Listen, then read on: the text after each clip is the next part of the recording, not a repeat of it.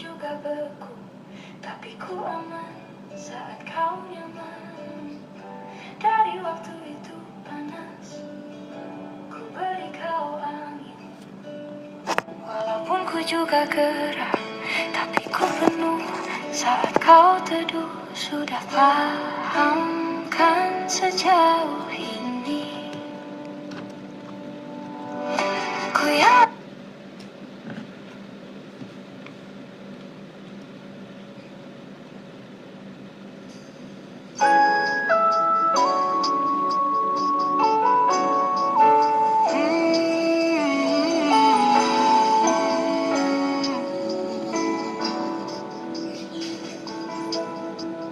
Tuhan tak pernah janji langit selalu biru, tetapi Dia berjanji selalu menyertai.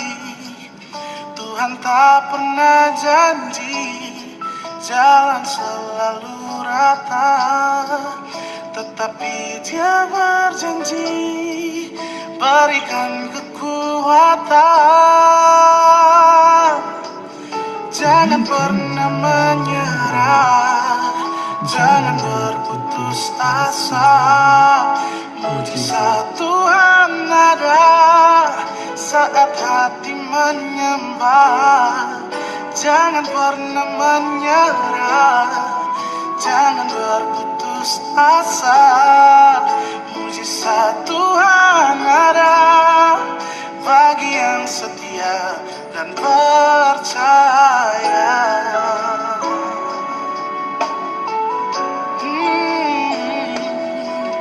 Tuhan tak pernah janji langit selalu biru, tetapi Dia berjanji selalu menyertai. Tuhan tak pernah janji jalan selalu rata, tetapi Dia berjanji berikan kekuatan. Oh, jangan pernah menyerah, jangan berputus asa. Mujizat Tuhan ada saat hati menyembah. Jangan pernah menyerah, jangan berputus asa. Mujizat Tuhan ada bagi yang setia dan percaya. Oh, oh, oh.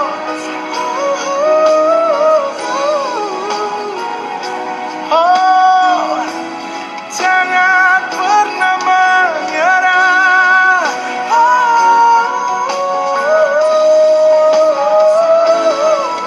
Mujizat Tuhan ada bagi yang setia dan percaya.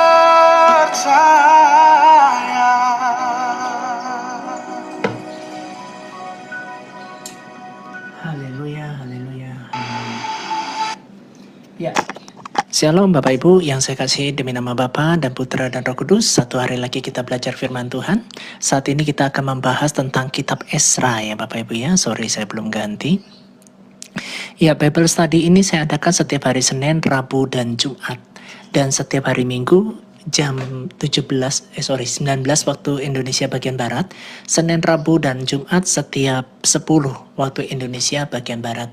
Nah, program ini semata-mata bahwa kita kenal firman Tuhan lebih dalam dan kita bisa mengerti tentang Alkitab kita. Jadi kita lebih cenderung bahas Alkitab kita daripada Al-Quran ya. Karena bagi saya lebih menarik Alkitab. Yang bagi teman-teman kita sebelah lebih menarik juga Alkitab. Ya, jadi bukan kitab-kitab tertentu. Tetapi tidak apa-apa daripada hal itu. Semoga kita lebih menjaga toleransi antar umat beragama. Mari Bapak Ibu, sebelum kita masuk ke dalam sebuah firman dan pengajaran kita tentang kitab Esra, mari kita berdoa terlebih dahulu. Bapa, kami mengucap syukur atas kasih setiamu Tuhan. Kami bangga punya Allah yang seperti Engkau. Tolong hamba-Mu Tuhan dan terjemahkan firman ini ke dalam kehidupan kami. Buka mata dan telinga rohani hamba-Mu Tuhan. Buka mata dan telinga rohani umat-Mu supaya kami bisa mengerti bahwa Engkaulah satu-satunya Allah yang tidak pernah membawa agama. Kami mengucap syukur demi nama Bapa dan Putra dan Roh Kudus. Kuduskan dan tahirkan roh hamba-Mu. Dan Engkaulah yang memilih domba-domba-Mu untuk mendengarkan suara-Mu. Demi nama Bapa, Putra, dan Roh Kudus, kami berdoa dan mengucap syukur. Haleluya. Amin. Mari Bapak Ibu kita nikmati satu lagu kembali ya. Sebelum kita masuk kepada ini. Terima kasih Pak Wiwin.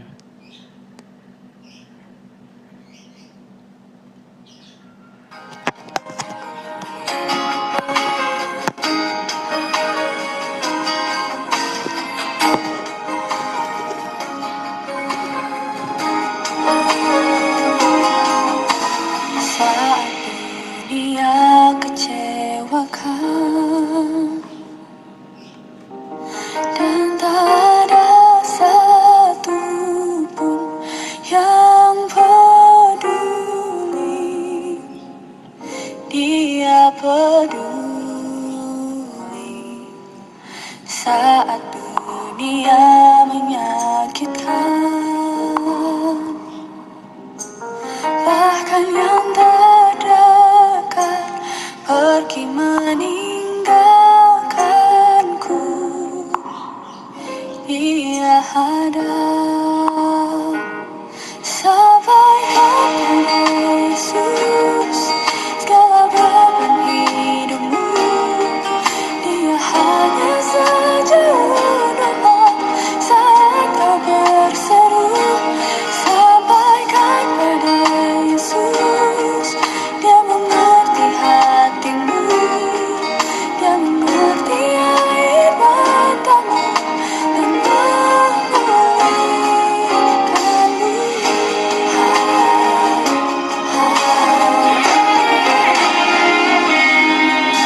Saat dunia kecewakan dan tak ada satu pun yang peduli, Dia Ada Bunda Lydia? Tak posting ulang kok. Maksudnya posting ulang gimana? Ada kok. peduli. Saat dunia menyakitkan, bahkan yang terdekat pergi meninggalkanmu, Dia ada. Sampaikan pada Yesus Saya bisa. segala beban hidupmu, Dia hanya saja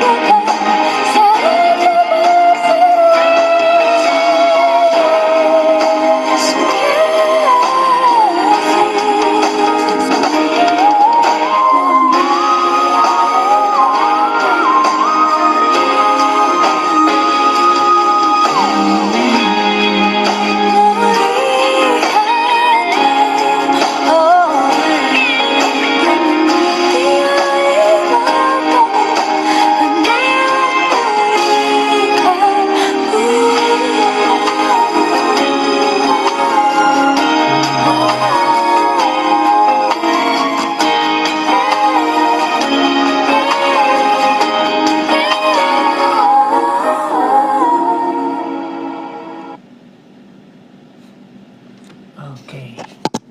Oke, Bapak Ibu, mari kita mulai ya. Oke. Bapak Ibu, kalau Bapak Ibu membaca tentang, saya nyimak sambil kerja ya. Puji Tuhan ada kerjaan pagi hari ini. Puji Tuhan, Bunda Winarti. Ya, saya... sorry ya. Oke. Oke, saya tutup dulu ini. Ya, puji Tuhan Bunda Winarti, saya juga sudah telepon dari rekan saya gitu ya. Nanti deh kita di Menara aja ya kita bahasnya. Ya, Bapak Ibu, kita akan membahas tentang kitab Ezra. Oke, ini mana dia? Ya. Nah, Bapak Ibu, kalau Bapak Ibu membaca tentang kitab Ezra, apa yang Bapak Ibu perhatikan? Dan peristiwa apa yang ada di sana, Bapak Ibu ya? Nah, di dalam Ezra ini membicarakan tentang Bani Israel yang sudah ada di pembuangan. Nah, Bapak Ibu coba Bapak Ibu mengimajinasikan bagaimana kalau misalnya Bapak Ibu ada di Jawa, tiba-tiba dipindahkan ke Nigeria, atau dipindahkan di Arab, atau dipindahkan nanti di Tunisia, atau nanti dipindahkan negara-negara Timur Tengah yang kejam. Ya, apa yang Bapak Ibu rasakan di sana? Sedih ya Bapak Ibu ya. Nah, bagaimana kalau anak bangsa seperti anak bangsa Israel, ya Bapak Ibu, salah satu tokohnya adalah Ezra. Dia ini cukup yang namanya sakit bangsanya itu diperlakukan seperti itu. Nah, peristiwa daripada Ezra pasal yang pertama itu berbicara tentang Kores mengizinkan orang-orang buangan pulang ke negerinya. Ya, Bapak Ibu, di dalam bangsa Israel pada saat mereka mengalami pembuangan, muncul seorang tokoh yang namanya Kores. Nah, Kores ini boleh, orang-orang Israel itu, orang-orang buangan itu boleh balik lagi ke bangsanya. Itu namanya Kores. Ya, ini bukan Kores ini ya, bukan Koresnya apologet sebelah, bukan. Ya, tetapi ini Kores yang tertulis di dalam Alkitab. Nah, rangkuman daripada kitab Ezra ini adalah sejarah pemulihan, pembangunan kembali bait suci, dan reformasi spiritual umat Allah. Nah, jadi Bapak Ibu, ternyata kondisi umat Allah perlu ada reformasi. Ya, reformasi umat Allah lewat apa? Penderitaan. Nah, pertanyaannya begini Bapak Ibu, jangan sampai hidupmu menderita dulu, baru ada reformasi daripada kerohanian kita. Nah, pada saat posisi kita sedang baik-baik saja saat ini, kita ada waktu untuk baca.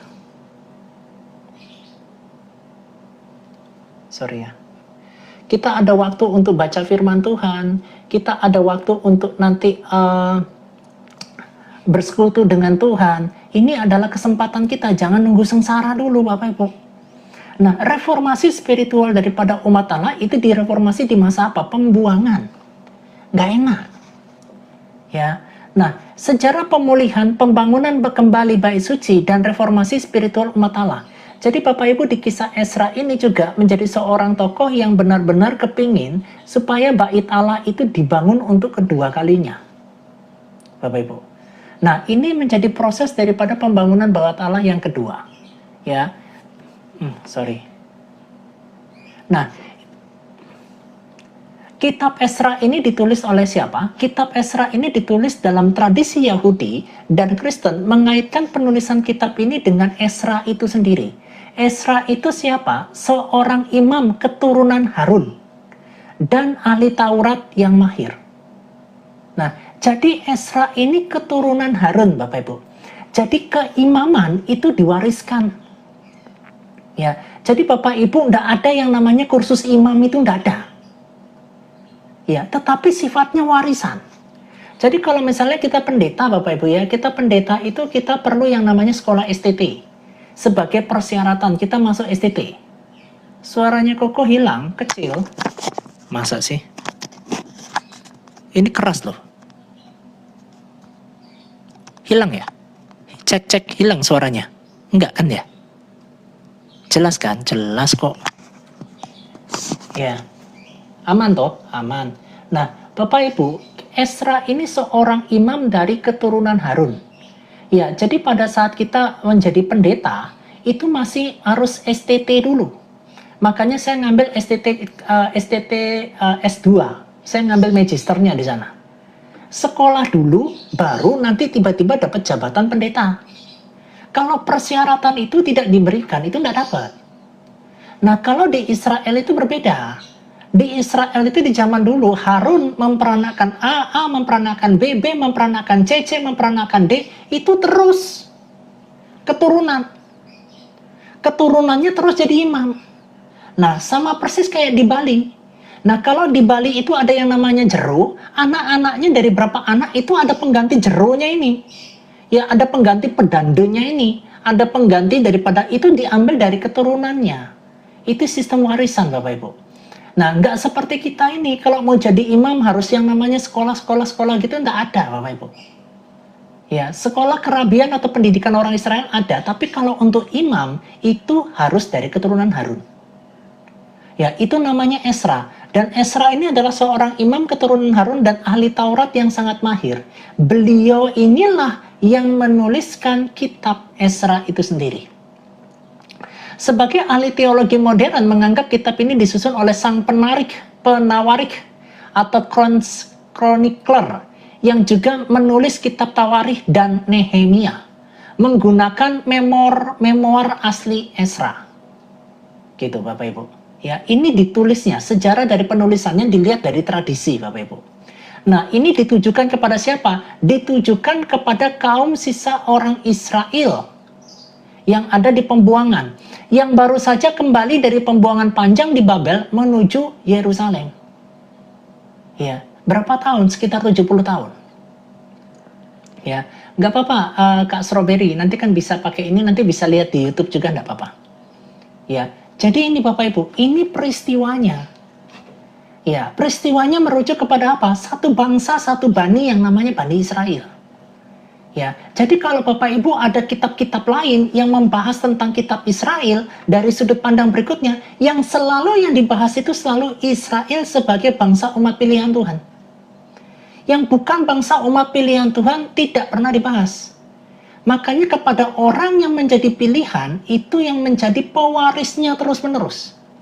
Ya, makanya Bapak Ibu dikatakan tidak pernah ada nabi dari keturunan di luar keturunan Abraham, Ishak dan Yakub, khususnya Israel. Itu tidak ada nabi. Ini jelas. Makanya selalu yang dibahas itu adalah umatnya, yaitu Israel. Gitu loh Bapak Ibu. Supaya Bapak Ibu paham. Wah, ada nabi di sana. Wah, ada nabi di padang gurun. Wah, ada nabi di padang belantara. Wah, ada nabi di padang hijau. Itu bukan nabi. Dicek, nabi itu unsurnya dari umat untuk umat kepada umat. Kalau bukan umat pilihan Tuhan ngaku-ngaku nabi, itu nggak mungkin. Gitu loh Bapak Ibu. Lewat umat Tuhan itulah nabi itu bekerja. Lewat umat Tuhan inilah bangsa-bangsa di sekelilingnya menjadi pengikut Tuhan karena umat Tuhan. Begitu cara kerjanya Bapak Ibu. Ya, bukannya tiba-tiba nyelonong, tiba-tiba menjadi nabi. Yang itu nggak bisa. Saya nabi paling awal, saya nabi paling tengah, saya nabi paling terakhir. Itu tidak ada Bapak Ibu, model-model begitu itu tidak ada. Ya, nah ini ditujukan kepada siapa? Hanya umat yang namanya Bani Israel yang ada di pembuangan panjang. Kembali ke Yerusalem. Nah, problemnya adalah pada saat orang Israel masuk ke pembuangan, kembali ke Israel lagi, kembali ke Yerusalem lagi, masuk lagi, tercerai-berai lagi. Sampai berapakah? 2 kali bait suci Salomo itu dihancurkan. Ya, sekarang Mei 1948 balik lagi ke tanah Israel. Berapa panjangnya tahunan-tahunan itu sampai orang Israel balik lagi. 2 kali pembangunan bait suci Salomo itu dihancurkan dan dibakar dan diruntuhkan. 2 kali juga orang Israel balik ke tanah perjanjian itu. Ya, ini Bapak Ibu perhatikan ya. Peristiwa yang pertama itu adalah kembalinya orang Israel di masa-masa pembuangan. Dibangunlah kembali yang namanya rumah Tuhan. Sinagog itu di mana? Yerusalem. Nah, surat Esra ini ditujukan kepada orang-orang Yahudi, orang-orang Israel yang dari pembuangan back kepada Israel atau Yerusalem. Tujuannya apa? Untuk memberikan mereka identitas spiritual baru. Nah, jadi Bapak Ibu saya mau sampaikan ya, identitas itu penting sekali. Identitas bangsa kita ini penting sekali. Identitas spiritual kita ini penting sekali. Kenapa? Kalau kita tidak punya identitas, nanti kita ke Yahudi-Yahudian. nanti kita ke Arab-Araban, nanti kita ke Barat-Baratan. Saking ke Barat-Baratannya sampai ke birit-birit lah kita ini. Makanya kenapa Ezra ini menulis di dalam sebuah kitab yang bernama Kitab Ezra, dengan tujuan surat ini diberikan kepada orang-orang Yahudi yang dari masa pembuangan balik ke Israel, untuk memperingatkan mereka, untuk mengembalikan mereka kepada identitas mereka sebagai umat pilihan Tuhan yang terikat pada perjanjian, yang terikat pada covenant. Itu loh Bapak Ibu, perjanjian ini. Nah sekarang identitas kita sebagai anak Tuhan gimana? Ayo. Ya Bapak Ibu, saya ada ngeliat sebuah video ya. Ada sebuah lagu, ada foto gitu ya, ada foto. Ku mau memujimu, ku selalu pujimu, itu lagunya. Fotonya bajunya kurang bahan. Nah pertanyaannya, identitas kita bagaimana? Apakah identitas kita anak bangsa bajunya kurang bahan? Kainnya kurang bahan? Bapak Ibu, kalau bajunya kurang bahan, kainnya kurang bahan, di rumah, di depan suamimu, it's fine. It's very very good, it's nice. Nah tetapi kalau ditampilkan di tok-tok, di foto di tok-tok, kamu lagunya muji Tuhan, kamu lagunya nyembah Tuhan, tapi pakaianmu kurang bahan. Gitu. Fiti-fitimu rohani, fiti-fitimu luar biasa, ada pujian dan penyembahan, tetapi keliling. Oh ini ada hamba Tuhan, oh ada Pak Kungin ada berkat nggak buat saya, pinjam dulu 100. Waduh. Ya, fiti-fitinya akunnya baru buat. Ya, pengikut-pengikutnya beli di Shopee. Ya, ngaku-ngakunya sebagai pengikut Kristus, fiti-fitinya 6-7 saja. Ya, cari hamba Tuhan, ada nggak pinjam uang 100? Aku kesulitan makan, aku nggak bisa beli beras. Pinjamnya berapa? 100. Gitu Bapak Ibu. Keliling lihat di akun-akun TikTok ini, pendetanya mana ya, hamba Tuhannya mana ya, siapa tahu bisa pinjam 100. Waduh. Identitas kita sebagai anak bangsa kayak mana itu kalau model kayak begitu?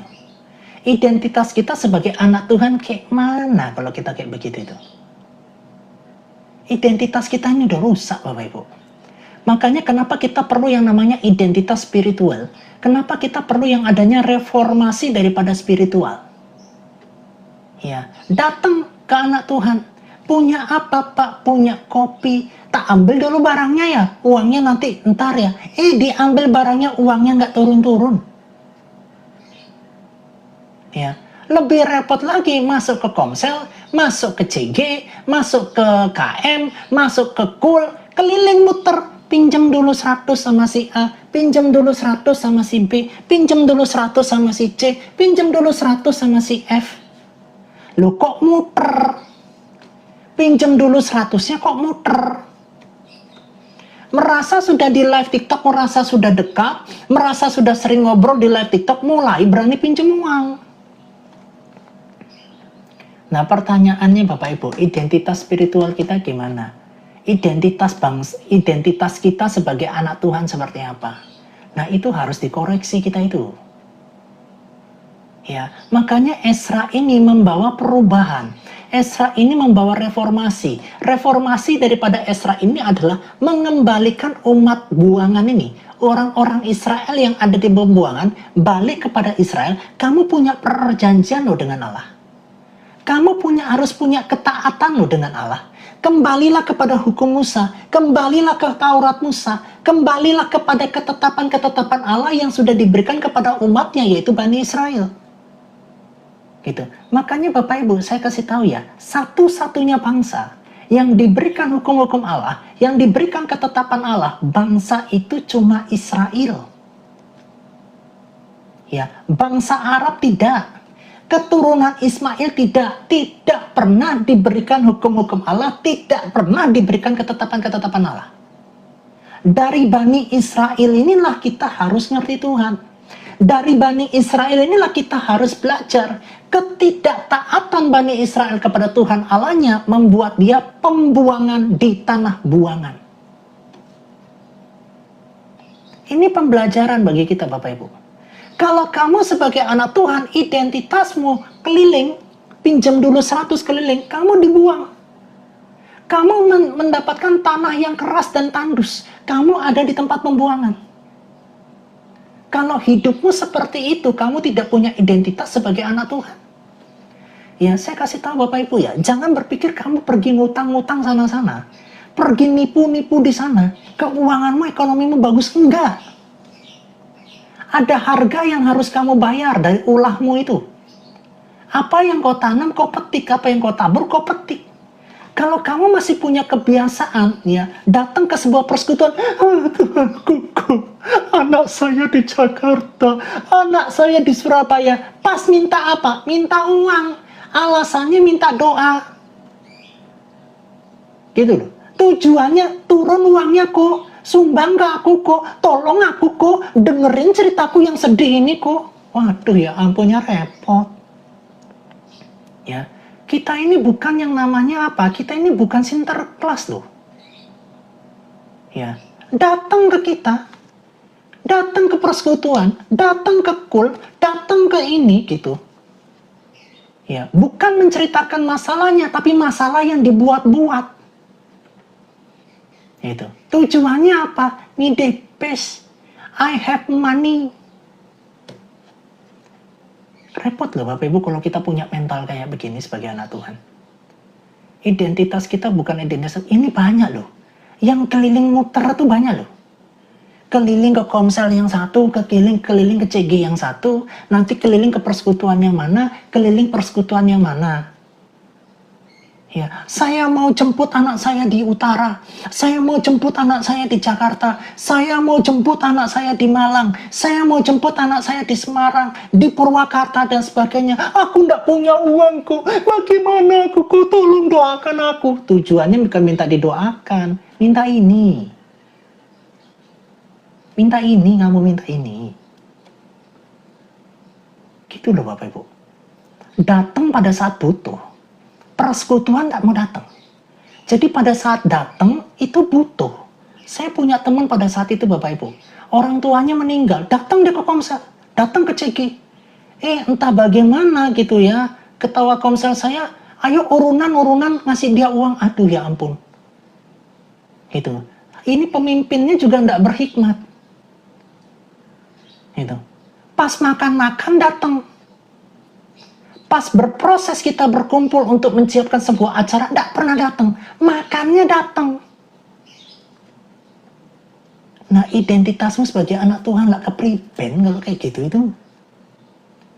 Ya, bertobat loh, bertobat saya kasih tahu. KTP-mu bisa Kristen, mentalmu tidak punya identitas anak Tuhan. Ya, mentalmu mental pengemis. Pas makan-makan datang. Pas berproses untuk acara makan-makan, tidak pernah datang. Saya juga kadang-kadang heran loh Bapak Ibu, hal-hal seperti ini. Ya, mending kalau bentuknya nggak disengaja, ini disengaja. Ya, saya ulang tahun Bapak Ibu, saya ulang tahun gitu ya. Saya ulang tahun di CG, di sebuah komsel lah. Saya merayakan itu. Tiba-tiba teman saya ngajak teman satu di gereja, ngajak. Gitu. Ini full timer lo di gereja. Loh, kamu full timer di gereja kok datang pas makan-makannya saya? Pas ke ulang tahunnya saya kamu ikut makan. Loh, saya tidak kenal kamu sekalipun kamu full timer. Gitu loh Bapak Ibu. Kadang-kadang etika-etika kecil itu tidak pernah dipikirkan, tetapi jadi batu sandungan itu. Hal-hal kecil kayak begitu loh. Ini yang salah yang ngajak atau yang diajak ini? Gitu.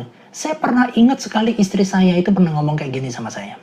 Kok kita harus perbaiki mental yuk? Oh ya, tanpa saya sadari Bapak Ibu, saya juga tercemar punya mental kayak begitu. Ya, istri saya ngomong kayak begini. Sekalipun kamu diajak makan, kalau orang itu tidak kenal sama kamu, pemilik pesta tidak kenal sama kamu, jangan datang kok. Jangan datang. Saya ingat pesan istri saya itu, Bapak Ibu. Nah ini diajak, nggak kenal juga, nggak datang. Siapa di antara kalian nih termasuk yang di bawah ya?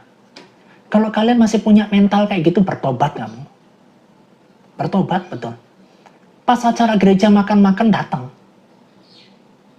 Ya, pas nanti berproses tidak datang. Termasuk siapa saya. Bapak Ibu saya jelaskan ya, saya itu dulu juga ekonomi lemah. Ya, saya sangat menanti Bapak Ibu setiap Natalan. Kenapa? Karena setiap Natalan saya keliling. Dapat makan enak kan? Kan ada makan-makan tuh, keliling tuh. Gereja A, gereja B, gereja C, gereja D. Itu apa? Dulu. Sekarang saya mengingat masa lalu saya yang dulu, saya malu. Saya kok bisa begitu? Gitu loh Bapak Ibu. Saya tuh malu sekali. Kenapa ya dulu aku kayak gitu? Benar ada faktor ekonomi. Ya, tapi mental saya itu mentalnya tidak terbentuk Bapak Ibu. Identitas saya sebagai anak Tuhan, identitas saya sebagai anak raja, jadi tidak kebentuk. Ya, makanya Bapak Ibu yang masih ada di sini ya, saya kasih tahu ya, kalau Natalan kalian pergi keliling ke gereja, cari gereja A, gereja B, gereja C, D, E, F, G, H, bertobat, Bu. Lebih baik kamu Natal aja, Bu, di gerejamu. Ya, kalau undangan 1-2 enggak apa-apa lah kalau diundang. Ya, tapi jangan sampai 4, 5, 6 gereja tuh kamu keliling. Apalagi kalau ada door prize-nya. Datang. Ibadahnya nggak datang. Ya, mental kita gimana? Ya, ibu-ibu, mbak-mbak, single mom, wanita-wanitanya Allah, kalau ke gereja tolong jangan kekurangan bahan lah. Ya, jangan mengikuti tren-tren fashion zaman sekarang lah. Jangan. Kalau kalian berenang, tolong ya, jangan ikuti kayak orang barat sana loh. Itu cuma tali, lepas tali aja loh itu. Ya, lepas dikit melorot itu. Ya, cobalah gunakan pakaian renang yang lebih bagus. Gitu loh. Ya, buat anak-anak Tuhan. Please deh. Kalau kamu mau pakai tali-talian, fashion tali-talian di rumahmu, biar suamimu saja yang memprosesnya. Mau dilepas atau dibiarkan tergantung, terserah. Tapi biarkan itu suamimu saja yang proses. Ya, enggak usah jadi tontonan banyak orang tuh, enggak usah. Ya, termasuk pakaian renang ya, saya kasih tahu ya. Bu, kalau kasih pakaian renang sama anak perempuanmu, tolonglah Bu. Yang lebih bagus dikit lah. Ya, ini harus ada reformasi spiritual.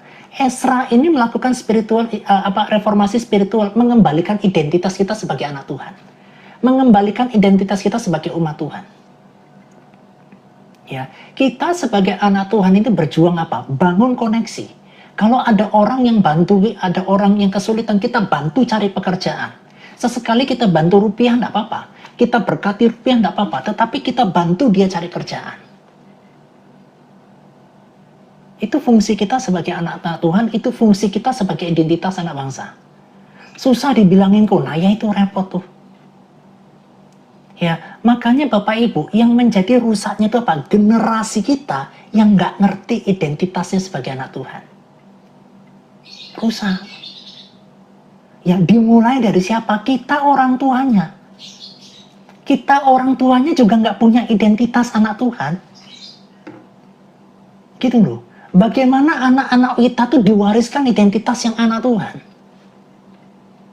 Kan repotnya kita kan di situ tuh. Nah ya itu, belum selesai dijahit udah diambil. Ya, neken kosku, neken kos.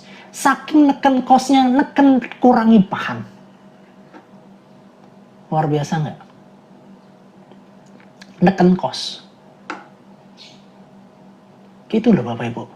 Ya, dulu ya ketelanjangan kita tutupi dengan pakaian. Bapak Ibu masih ingat pada saat di Spanyol tahun 1940-an sampai 1930-an gitu ya. Itu orang-orang di sana Bapak Ibu kalau pakai pakaian banyak. Ya, pakai pakaian dalam, pakai pakaian lagi, pakai ditutup korset, pakai rok-roknya kembung lagi. Toing gitu. Sampai kita bisa sembunyi di dalamnya. Ya, dulu pakaiannya tuh ribet. Kalau Bapak Ibu lihat film-film di tahun-tahun tempo lama, itu bajunya banyak. Ya, dari kaos tangan sampai sini, kaos kaki, ini sepatu, kets. Oh, banyak sekali pakaiannya. Ya, sebagai Nyonya Menir. Sebagai Nyonya Menir. Banyak kali pakaiannya. Makin kesini, makin kurang pakaiannya. Hebatnya luar biasa, Bapak Ibu. Hebat luar biasanya. Oh, tenang kok. Kita punya saudara kok. Saudara mana dari RT sebelah? Semuanya serba tertutup. Tunggu dulu. Semua tertutup, pakaian dalam nggak dipakai. Ya, pakaian dalamnya nggak dipakai. Semuanya tertutup dari atas sampai bawah. Yang pernah saya lihat adalah pada saat dia menunduk kena sinar matahari terawang. Gitu. Kelihatan lah. Nggak dilihat, wah sayang. Dilihat kok nanti jadi dosa. Bingung saya mau pilih yang mana. Gitu loh Bapak Ibu. Identitas kita ini yang sudah yang namanya rusak. Bukan masalah pakaiannya. Kita nggak bisa memilih. Ini berkenan sama Tuhan atau enggak. Ini kehendak Allah atau tidak. Gitu loh. Saya sih sebagai pria seneng-seneng saya lihat. Saya sebagai laki-laki seneng saya lihat. Ya, daging saya seneng gitu loh. Ya, tetapi bagi identitas kita rohani gimana? Kita secara spiritual anak-anak kita tuh apa yang kita wariskan? Makanya kita perlu ada reformasi identitas rohani. Ezra mengerti itu. Kamu harus punya ketaatan dengan Tuhan. Cicik di luar. Cicik di luar. Cicik di sana. Aman. Jarang, kalau suaminya live jarang dia lihat. Dia kan ngurus masak, sama nyapu ngepel. Enggak. Aman lah kalau Cici aman. Ya, seperti itu. Teman-teman. Nah, ini loh yang harus kita, identitas kita anak bangsa seperti apa. Ya, jangan suka keliling pinjam uang 100 kemana-mana keliling loh. Ya, sampai pernah terbongkar di sebuah komsel Bapak Ibu. Kita kumpul, ada berapa orang. Pinjam sama si A, pinjam sama si B, pinjam sama si C, pinjam sama si D, pinjam sama si E, pinjam sama si F, pinjam sama si G. Luar biasa. Keliling weh. Keliling. Kalau keliling kamu cari takjil enggak apa-apa. Ya, ini kamu keliling cari mangsa. Itu loh Bapak Ibu. Kamu punya Tuhan, kamu bisa berseru sama Tuhan. Tuhan, aku janda. Anakku cuma satu. Sebagaimana engkau utus Nabi Elia untuk datang ke tempat janda di Sarfat, tidak kekurangan makan, tidak kekurangan minum, tepung itu tidak habis, minyak itu tidak habis. Tolong Tuhan hidupku ini. Dapurku masih tetap ngebul, sekalipun aku makan nasi dan telur, atau nasi dan tahu. Tetapi anakku tetap bisa makan, aku tetap bisa makan. Aku berseru kepadamu Tuhan. Tuhan pasti tolong. Tuhan pasti jawab. Di dalam nama Tuhan Yesus. Cuma ketaatanmu, Bapak Ibu saya kasih tahu ya, Bani Israel, umat Tuhan, taat sama Tuhannya, taat sama hukum-hukum Allah dan ketetapannya, itu tidak pernah kekurangan makan Bapak Ibu. Sesederhana-sederhananya Maria di dalam kehidupannya, sebelum dia mengandung Yesus Kristus, Maria itu bukan orang yang kaya. Maria itu orang yang cukup. Hari Senin cukup makan Senin, hari Selasa cukup makan Selasa, hari Rabu cukup Selasa, ya cukup Rabu. Uangnya nggak berkelimpahan. Ya, tetapi di dapurnya terus ngebul.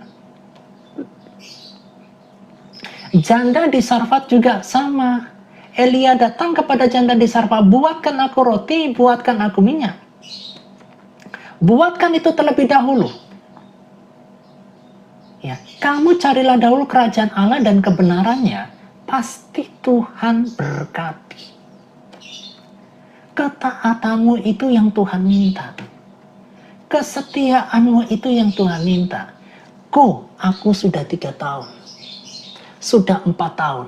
Aku taat dengan firman. Aku memang bisa makan. Aku memang bisa minum. Tetapi kehidupanku, ekonomiku tidak berubah.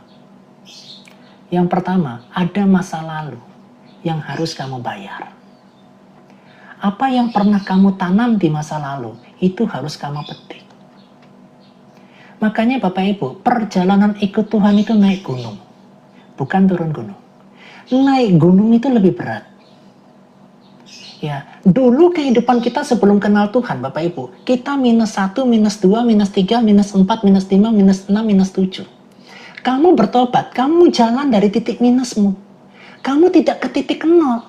Dari -7 ke -6, ke -5, ke -4, -3, -2, -1, positif baru 1, 2, 3, dan 4. Kamu itu dari fase minusmu ke titik nol.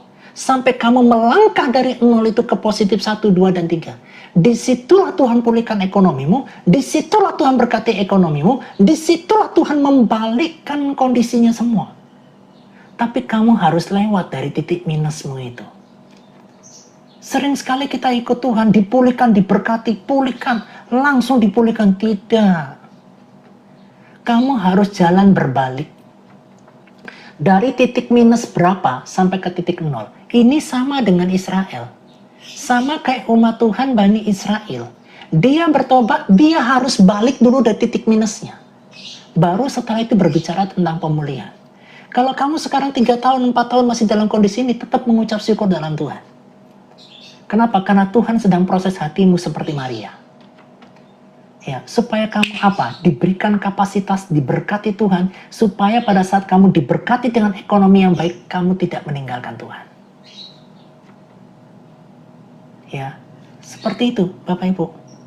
Tuhan sedang proses rendah hatimu. Tuhan sedang proses kehidupanmu. Tuhan sedang proses kamu untuk mengandalkan Tuhan. Supaya apa? Dipercayakan berkat lebih. Daud untuk menjadi raja nunggu proses berapa tahun?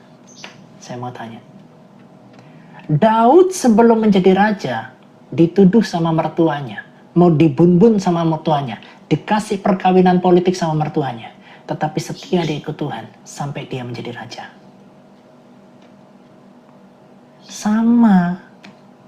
Polanya Tuhan itu sama.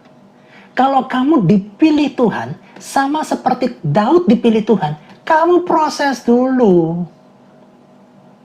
Ya, sampai kamu dipersiapkan berkat besar dan kamu tidak meninggalkan Tuhan dari berkat itu. Itu loh Bapak Ibu. Itu yang berbicara tentang reformasi daripada spiritual kita. Itu yang berbicara tentang identitasmu sebagai anak Tuhan. Lah kamu di gereja aja klinik masih jalan kok. Ya, masih apa? Masih pesugihan, masih mandek kembang. Anak Tuhan loh. Pendoa. Coba Bapak Ibu bagaimana? Kamu ngaku anak Tuhan, masuk anggota dewan, kamu pergi ke Gunung Kawi. Pesugihan biar jadi anggota dewan. Tuh gimana identitasmu sebagai anak Tuhan? Ya, identitas kita diperbaiki. Ya, anak-anak Tuhan saya kasih tahu di sini ya, doa sama Tuhan. Bukan kamu keliling, ya cari, oh ada kokongin, coba ada kokongin. Kokongin adakah berkat buat saya? Loh, cari berkat ke kokongin. Cari berkat itu ke Tuhan. Saya sudah tidak makan 2 hari, kok bisa WhatsApp? Kok bisa DM? Kok bisa nonton TikTok? Ini. Kok punya akun banyak? Gimana kita ini? Ya, rubah kebiasaan-kebiasaan kayak begitu tuh. Keliling-keliling di TikTok itu rubah. Ya, hanya untuk apa ini? Kamu tidak memberikan berkat tapi kamu gini terus. Sambil nyanyi, haserehi, ha rihi, riharihi, riharihi, gitu. Itulah, bertobatlah Bapak Ibu. Kembalilah kepada identitas anak Tuhan ya. Sebentar lagi kan kita juga mau Natal nih. 6 bulan lagi kan kita mau Natal kan. Ya, ingat pesan ini baik-baik. Tuhan perbaiki mentalku sebagai anak Tuhan. Ya, aku mau menikmati Natal di dalam kekudusan dan kesucian. Ya, kalau kamu dari sekarang memperbaiki dirimu, ya hidup dalam kemurnian yang seperti Tuhan mau dengan motivasi. Dengan tidak cari keliling orang untuk kamu bisa pinjemin uang. Nanti ya, demi nama Yesus kamu uji firman Tuhan ini. Di Desember nanti, kamu akan tutup dengan sukacita besar. Di Desember nanti Tuhan tuh kasih kamu berkat. Kenapa? Karena kamu sudah berhasil memproseskan itu. Maksudnya nggak boleh joget, nggak ada hubungannya sama joget. Ya, itu Bapak Ibu.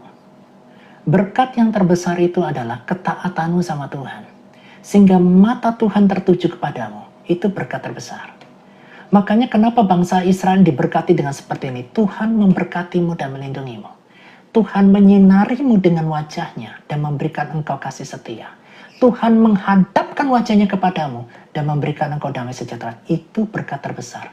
Saat Tuhan Allahmu menghadapkan wajahnya kepadamu, itu berkat terbesar. Ya, shalom Linda. Kita mau Tuhan menghadapkan wajahnya sama kita, Bapak Ibu. Ya, kalau Tuhan menghadapkan wajahnya sama kita, Dia tahu kita butuh apa. Dia tahu kamu butuh duit. Dia tahu kamu butuh yang namanya pasangan hidup. Dia tahu yang namanya kamu butuh damai sejahtera. Dia tahu kamu butuh jalan keluar. Karena mata Tuhan sedang menghadap kepadamu. Itu berkat besar tahu ya Ibu. Dimulai dari apa? Ketaatan. Saat wajah Tuhan memandang Israel, Israel tidak pernah kalah perang. Saat wajah Tuhan menghadap kepada Bani Israel, rakyat Bani Israel tidak pernah kekurangan makan. Itu loh Bapak Ibu. Bapak Ibu simak enggak kata-kata berkat itu? Kenapa Ezra begitu ngototnya, begitu gigihnya kita harus ada spiritual yang baru? Kenapa? Wajah Tuhan itulah sumber berkat. Kemuliaan wajahnya yang bersinar buat kita, itulah sumber kedamaian sejahtera. Ezra paham betul. Wajah Tuhan ini sumber kekuatanku. Saat Tuhan menghadapkan wajahnya kepadaku, inilah sumberku yang sesungguhnya.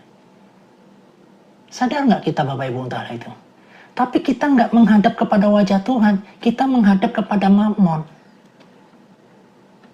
Ya, kita menghadap kepada cerminmu sendiri yang suka muter Natalan cari makan sana sini. Ya, kemana-mana pinjam uang 100, kemana-mana pinjam uang 100, kemana-mana pinjam uang 100. Ya, bertobat Bapak Ibu. Saya berdoa Bapak Ibu untuk hari ini ada mujizat keterobosan. Termasuk tentang apa yang kamu makan, tentang apa yang kamu minum.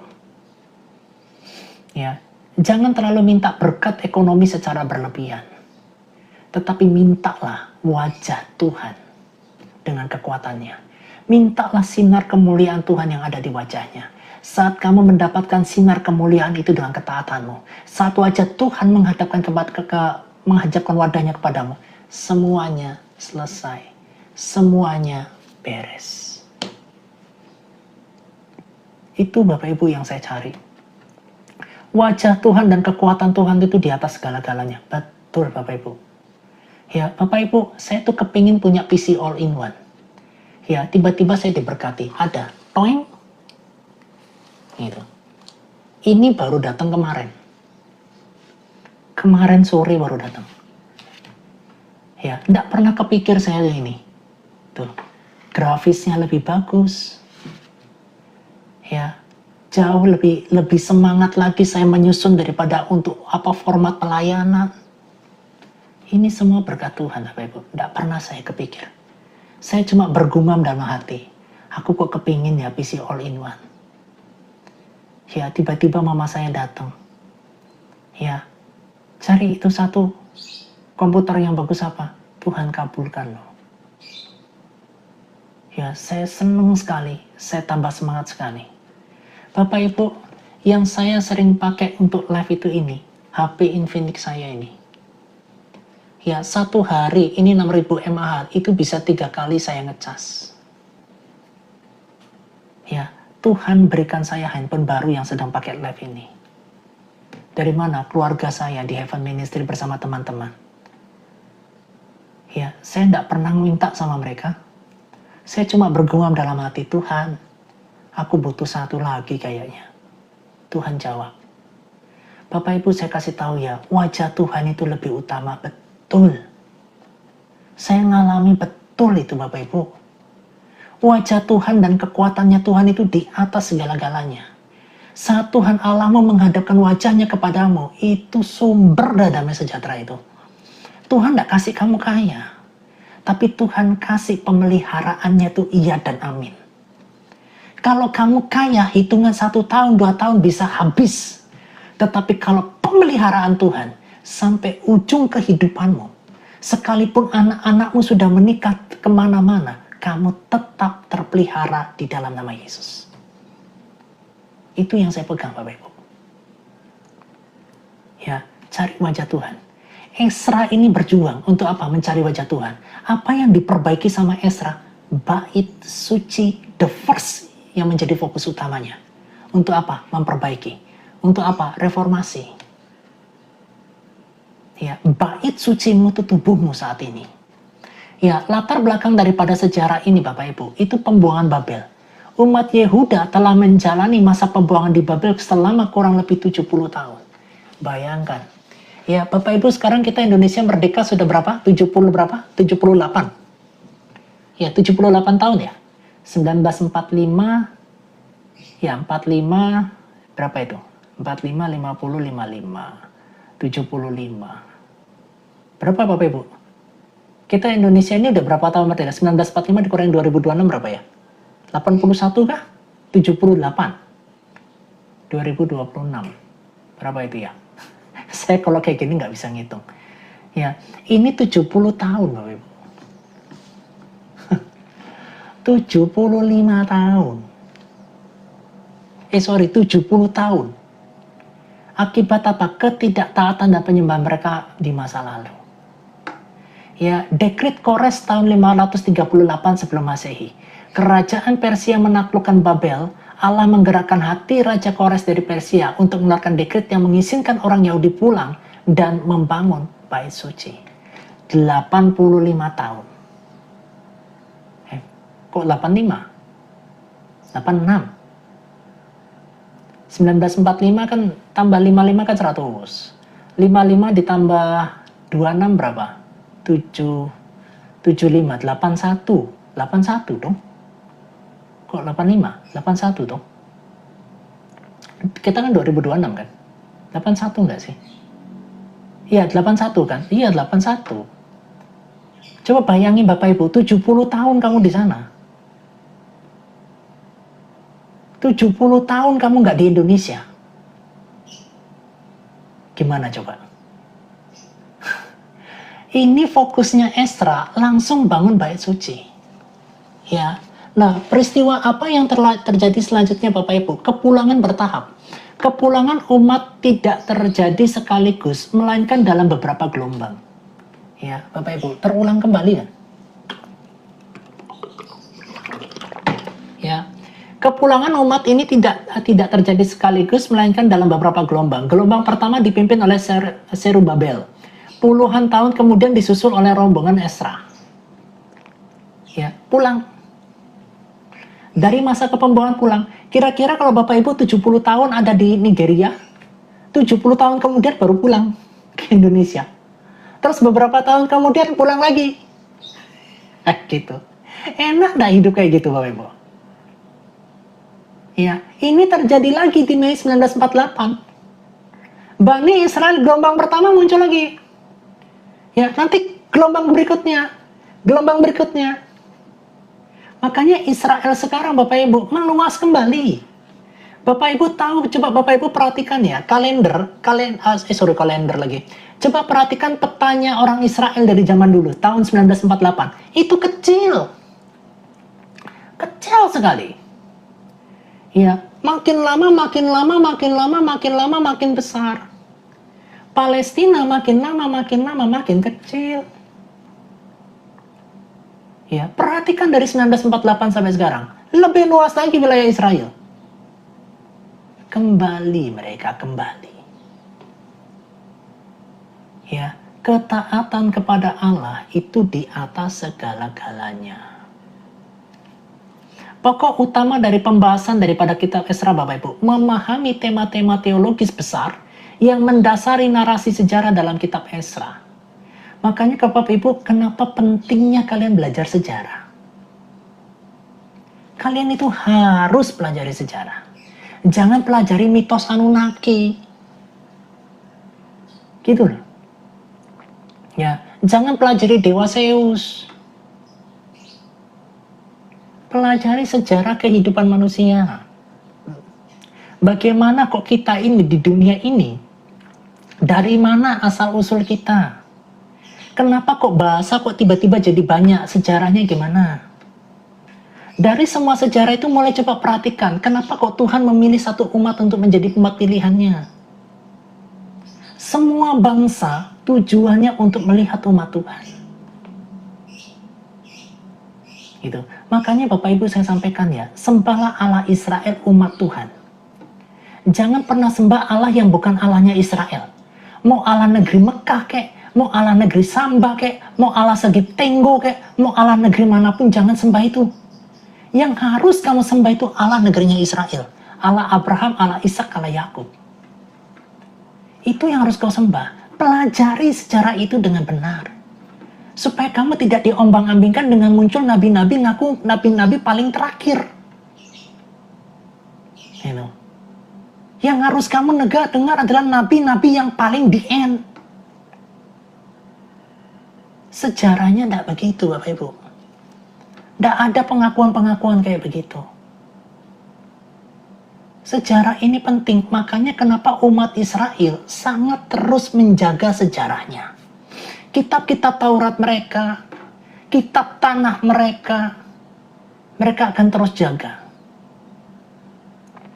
Ya, Allah Abraham, Allah Ishak, Allah Yakub itu tidak pernah berubah Bapak Ibu sampai sekarang.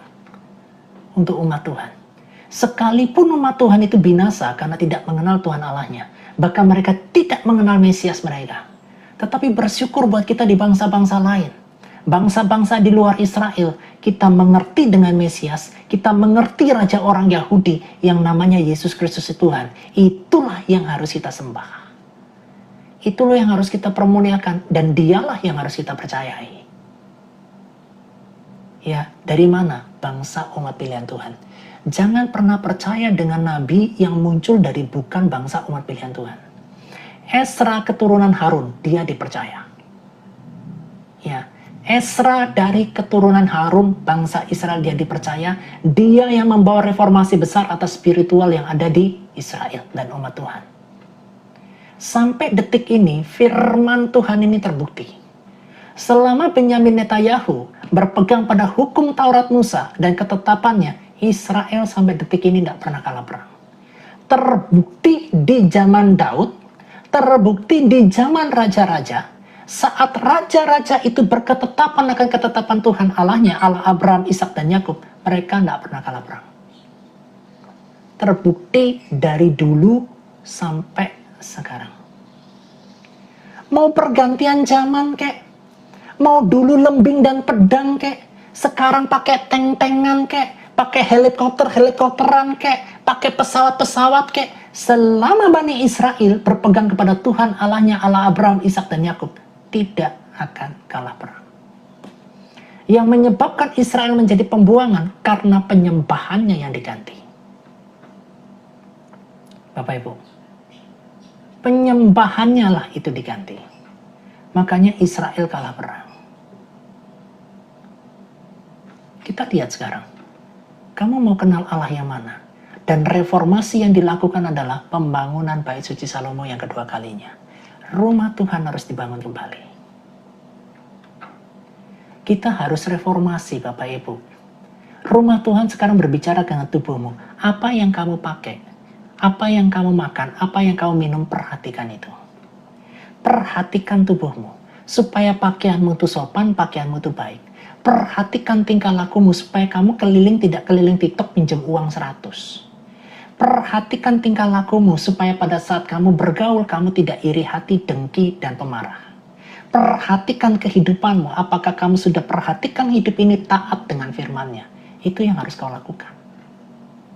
Reformasi rohani harus dilakukan. Reformasi spiritual harus dilakukan. Seperti yang dilakukan sama Esra. Dimulai dari mana? Rumah Tuhan. Dimulai dari mana? Hatimu. Karena dari hatimu telah terpancar kehidupan. Karena roh Tuhan itu ada di hatimu. Kita harus berubah Bapak Ibu. Harus berubah. Ya. Dan saya selalu katakan sentralnya harus tetap Bani Israel. Sentralnya harus umat Tuhan Bapak Ibu. Tidak ke Arab, tidak ke Yaman, tidak ke Argentina, tidak ke Brasil. Enggak. Ini yang harus kita perjuangkan. Reformasi daripada rohanimu. Siap untuk berubah, siap untuk bertobat. Ya, kita lanjut Bapak Ibu ya. Tema utama dari kitab Esra ini kedaulatan Allah atas sejarah. Sejarah itu penting Bapak Ibu. Penting sekali. Ya, jangan sejarahnya diganti-ganti. Ya, saya heran Bapak Ibu, ada sebuah kitab atau sebuah kitab yang mencatat sebuah sejarah. Musa itu mandi, ditonton ya sama orang Israel. Pakaiannya dibawa terbang sama batu. Jadi batunya tuh tiba-tiba bersayap. Pakaiannya Musa tuh diambil sama batu. Ya, terus kelihatan testisnya itu bengkak. Musa testisnya bengkak, itu surat dari mana itu? Sejarah dari mana model kayak begitu tuh Bapak Ibu? Aneh kan? Itu loh Bapak Ibu. Ada sebuah sejarah juga yang mencatat bahwa Abraham lempar setan pakai batu. Pertanyaannya, setannya kena nggak itu? Apa setannya pakai metrik? Dilempar batu, ces. Dilempar batu lagi, ces. Ya, Bapak Ibu saya mau tanya, bagaimana cara kalian lempar suster ngesot itu gimana caranya? Bagaimana cara kalian tuh lempar hantu atau setan? Kena nggak hantunya, setannya kena nggak ditimpuk itu? Sejarah kok modelnya kayak gitu Bapak Ibu. Makanya kitab Esra ini mencatat dengan tema-tema kitab Esra itu apa? Kedaulatan Allah atas sejarah. Supaya kalian tuh bisa ngerti sejarah yang benar sama sejarah yang aneh-aneh itu loh. Ya, kok bisa Musa mandi dilihat sama orang Israel tuh? Itu dari mana itu suratnya? Ya, Abraham lempar setan pakai batu tuh sejarah dari mana itu? Kita Tanak nggak mencatat itu gimana itu? Bapak Ibu, makanya kedaulatan Allah atas sejarah itu penting. Sejarah itu penting Bapak Ibu. Allah berkuasa atas segala bangsa. Ia sanggup memakai raja-raja kafir seperti Kores, Darius, Artasta untuk menggenapi rencana dan janjinya bagi umatnya. Ya, pemulihan ibadah dan bait suci ini yang harus dipulihkan. Fokus sentral pada pembangunan kembali bait suci di Yerusalem. Itu, Bapak Ibu, pembangunan bait suci itu harus di Yerusalem, tidak kemana-mana. Ya, makanya ada istilah Bapak Ibu, kalau kamu belum menaklukkan Yerusalem, kamu belum menaklukkan dunia. Kenapa? Yang ditaklukkan itu Tuhan. Bangsa umat pilihan Tuhan. Ya, Israel. Makanya pembangunan bait suci Salomo itu pasti di Yerusalem. Kehadiran bait suci adalah tanda kehadiran Allah di tengah-tengah umatnya. Itu dia. Makanya Bapak Ibu, Wahyu mengatakan apa? Nama Yerusalem itu tidak pernah terganti. Yerusalem dan langit bumi yang baru. Tapi Yerusalem, nama itu tidak akan pernah terganti. Kenapa? Karena Tuhan sudah pilih. Nama Arab nanti nggak ada. Nama Argentina, nama Brasil, nama Indonesia bisa nggak ada. Tapi nama Yerusalem itu akan tetap teguh. Bapak Ibu. Ya, otoritas atau firman atau hukum Taurat, kelangsungan hidup komunitas pasca pembuangan sangat bergantung pada komitmen mereka untuk meneliti, mengajarkan, dan mematuhi hukum Allah. Bapak Ibu perhatikan ya. Meneliti, mengajarkan, dan mematuhi hukum Allah. Itu penting. Ya, Bapak Ibu, telitilah sejarah dengan benar. Ya, telitilah sejarah dengan benar. Telitilah nubuatan nabi-nabi yang mengatakan Yesus datang sebagai manusia dengan benar. Teliti. Ada ayatnya kok, ada 1 Yohanes pasal 4 ayat 1 sampai 6. Ya, bahwa firman itu sudah datang sebagai manusia. Itu diajarkan. Makanya diteliti. Gitu loh Bapak Ibu. Diajarkan dan mematuhi hukum Allah. Para nabi justru tidak pernah menubuatkan di masa depan akan ada penutup para nabi. Tidak ada para nabi ngajarin itu, tidak ada. Dari sepanjang sejarah ada nabi di luar Israel ngaku-ngaku nabi. Tidak pernah ada itu. Ya. Ismail aja bukan nabi kok. Kok keturunannya jadi nabi? Gitu loh Bapak Ibu. Ismail aja nggak dapat hukum-hukum Allah dan ketetapan Allah kok. Bani Israel yang dapat hukum-hukum Allah dan ketetapan Allah. Makanya pelajari Bapak Ibu. Makanya Esra ini mengajarkan apa? Kamu teliti, kamu ajarkan patuhi hukum Allah. Kamu teliti, kamu ajarkan patuhi hukum Allah. Taati hukum Allah. 3 hal itu. Gitu loh Bapak Ibu. Nah, yang ditekankan berikutnya adalah kekudusan dan pemisahan umat. Umat dituntut untuk hidup kudus dan memisahkan diri dari praktek penyembahan berhala. Nah, praktek penyembahan berhala tuh gini loh, Bapak Ibu. Mama, fulus. Malaikat aku minta fulus. 100.000 cepet. Anak menteng, berondong, janda kaya. Nah, gitu. Ya, penyembahan berhala ujung-ujungnya apa? Hanya Cina, cuman wanita cantik, anak berondong, anak menteng, hanya anak menteng. Atau anak pasar minggu yang kaya daerah elit, hanya Kalibata, hanya. Begitu. Penyembahan berhala tuh ujung-ujungnya gitu Bapak Ibu. Ya. Terus, apalagi perintah. Malaikat Gabriel, turun uang, bangun gereja. Astaga Tuhan. Jibril, turun, kasih duit. Aduh. Malaikat diperintah. Mas, ya ampun.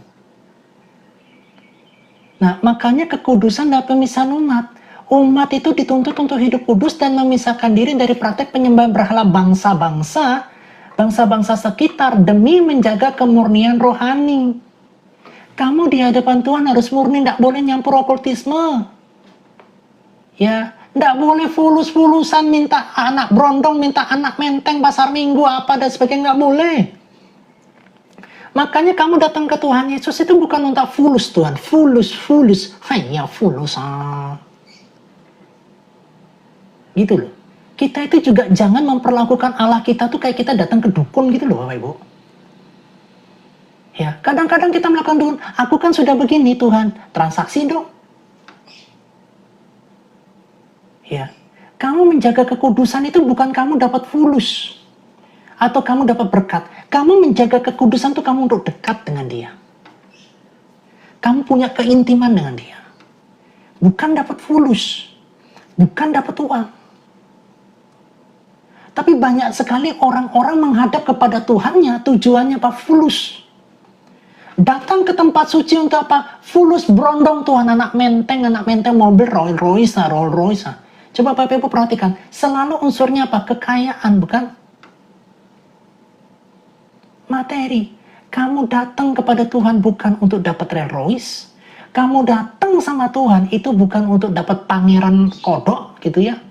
Kamu datang kepada Tuhan bukan untuk kekayaannya besar. Kamu datang kepada Tuhan untuk hidup yang lebih baik. Karena kamu taat pada sang sumber kehidupan itu. Kamu datang dengan Tuhan itu hanya bisa dengan kekudusan. Punya kemurnian. Punya kemurnian rohani di sana. Maka kita tidak boleh Bapak Ibu unsur rohani itu dipakai untuk cari cuan. Contohnya, kok datang ke sana, kok ke sini kok, doain kok. Ya, saya datang doain, sembuh, dikasih 50 juta. Tidak boleh itu. Tidak boleh loh. Ya, itu namanya kita tukang dukun namanya kayak gitu. Kita tidak boleh bungkus-bungkus rohani supaya kita dapat cuan, itu tidak boleh. Bapak Ibu, kesembuhan itu dari Tuhan. Itu tidak boleh diuangkan. Gitu loh Bapak Ibu. Kemurnian ini loh yang penting. Ya, penyembahan berhala ujung-ujungnya ciena. Kalau nggak ciena, uanga. Kalau nggak uanga, itu minta wanita cantik. Engkau minta wanita cantik 2, 3, 4, 5, 6. Ujung-ujungnya apa? Hawa nafsu kan? Pertanyaannya, Tuhanmu benar atau Tuhanmu nggak benar? Ya, sudah dibuktikan dari buahnya apa? Cari Tuhan bukan cari Tuhan, tapi cari cuan. Ya, cari berondong dan sebagainya. Nah, bagaimana identitasmu anak Tuhan? Apakah kamu memperlakukan Tuhan itu sama seperti penyembahan berhala, mencari yang namanya cuan itu? Coba kita koreksi ke dalam. Kamu sama enggak memperlakukan Tuhan kita Yesus Kristus itu dengan cara yang sama mereka cari cuan itu? Ya, kita datang kepada Tuhan itu bukan cari transaksi loh. Kita datang ke Tuhan itu cari sinar kemuliaan wajahnya. Kalau kamu hidup di dalam kemuliaan wajahnya, kamu pasti dilindungi. Dan tidak ada satupun yang bisa sentuh biji mata Tuhan, yaitu hidupmu itulah biji mata Tuhan. Shalom, shalom. Ya, paham ya Bapak Ibu ya? Harus ada pemurnian. Ya, jadi nggak boleh ada campur-campur ke klinik ya. Ke dukun-dukun nggak boleh ya. Ya, baca tarot kok, baca tarot apalagi baca tarot. Gitu. Nggak usah itu. Tuhan Yesus top murni. Ya, nggak boleh ada nila setitik di dalam susu yang murni itu. Harus benar-benar murni. Nggak boleh ada pesugihan, nggak boleh ada campur klinik apapun. Ya, Bapak Ibu ya. Nah, bagian pasal 1 sampai pasal 6 berbicara tentang kepulangan pertama dan pembangunan fisik, Bapak Ibu. Pemimpinnya siapa? Zerubabel dan Yesua. Peristiwa kuncinya adalah peletakan Bapak Ibu dasar dan penyelesaian pembangunan kembali Bait Suci Salomo 515 Masehi. Pasal 7 ayat yang ke-10 sampai 10 kepulangan kedua dan pembangunan spiritual Bapak Ibu. Tokohnya Esra, ahli Taurat, pengajaran Taurat, reformasi spiritual, dan pertobatan umat dari dosa kawin campur tahun 458 sebelum Masehi. Pasal 7 sampai 10. Yang membuat anak Tuhan hilang itu apa? Kawin campur. Ya, memangnya kita gaduh-gaduh. Apa yang menyebabkan anak Tuhan itu banyak rusak? Kawin campur. Ya, itu orang Israel goblok kok. Orang Israel dablek. Lah kamu juga sama, kawin campur. Kita juga sama, kawinnya kawin campur. Gitu. Berapa banyak yang kawin campur sekarang nangis-nangis? Gitu. Ini terjadi nih. Makanya pasal 7 sampai 10 mengatakan Bapak Ibu kawin campur. Bapak Ibu bahkan yang namanya Esra itu melakukan tindakan yang sangat radikal loh. Arti kawin campur itu apa kok? Orang Israel nikah sama bangsa-bangsa di sekeliling luar Israel penyembah berhala. Ya, jadi mereka tuh nikah. Gitu. Jadi Israel itu ya bukan diharuskan ya, diwajibkan. Itu ya diharuskan diwajibkan lah. Itu nikah dari sesama 12 suku Israel aja. Ya, kalau mereka nikah dengan kawin campur dari luar itu harus ikat hukum ilah, harus ikut sama yang namanya hukum Allah. Ya, sama seperti Rut. Allahmu adalah Allahmu, Allahku, bangsamu adalah bangsaku. Nah, kawin campur ini adalah nikah sama bangsa-bangsa di sekeliling Israel yang penyembah berhala. Gitu. Penyembah patung-patung dan penyembah batu. Batu yang diukir-ukir, dicium-cium. Itu. Makanya kenapa Esra marah Bapak Ibu? Bapak Ibu, apa tahu yang terjadi tindakan radikal Esra? Kenapa Bapak Ibu Israel itu banyak dibenci? Salah satunya dari sini Bapak Ibu. Saya kasih tahu ya. Esra, Bapak Ibu nanti baca kitab Esra, mendapati orang Israel nikah sama perempuan di luar tanah Israel atau bangsa-bangsa yang tidak mengenal Allah. Perempuannya sama anak-anaknya diusir. Bapak Ibu, ya paham ya? Diusir. Misalnya Bapak Ibu ya, kita semua ini suku Jawa. Ya, kita harus nikah dari Jawa Barat sampai Jawa Timur. Tiba-tiba kita nikah sama orang dari Nigeria. Perempuan Nigeria sama anak-anak kita itu tidak boleh tinggal di Jawa. Harus pergi. Seradikal itu yang Esra lakukan. Karena dari sepanjang sejarah yang membuat Bani Israel itu hancur lewat apa? Pernikahan. Percampuran kawin campur. Menurut Bapak Ibu, kejam enggak? Kalau di zaman sekarang hak asasi manusia kena kau. Zaman sekarang ya, hak asasi kena kau. Tetapi yang dilakukan sama Ezra itu radikal Bapak Ibu. Perempuan itu sama anak laki-laki atau anak perempuannya suruh pergi. Nggak boleh ada di tanah Israel. Get out you. Pergi. Pergi. Pergi. Kira-kira keturunannya benci nggak sama Israel? Kira-kira diteruskan nggak itu sama anak-anaknya? Kita diusir sama pemerintahnya Israel. Kira-kira benci nggak? Terus yang salah siapa?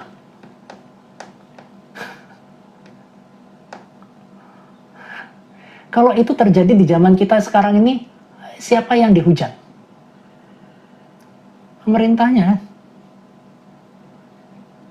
Itu diusir betul Bapak Ibu. Nah terus yang cowoknya apa? Nikah lagi. Sesama kaum Israel itu. Itu diusir. Itu salah satu faktor kenapa Israel itu dibenci banyak bangsa. Dari zaman itu keturunan itu menceritakan apa yang dilakukan Israel kepada mereka. Memisahkan ayah dan ibu dan anak-anaknya.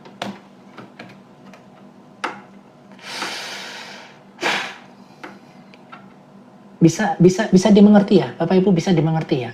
Makanya pelajari sejarah. Kenapa banyak Bani Israel itu banyak dibenci banyak bangsa?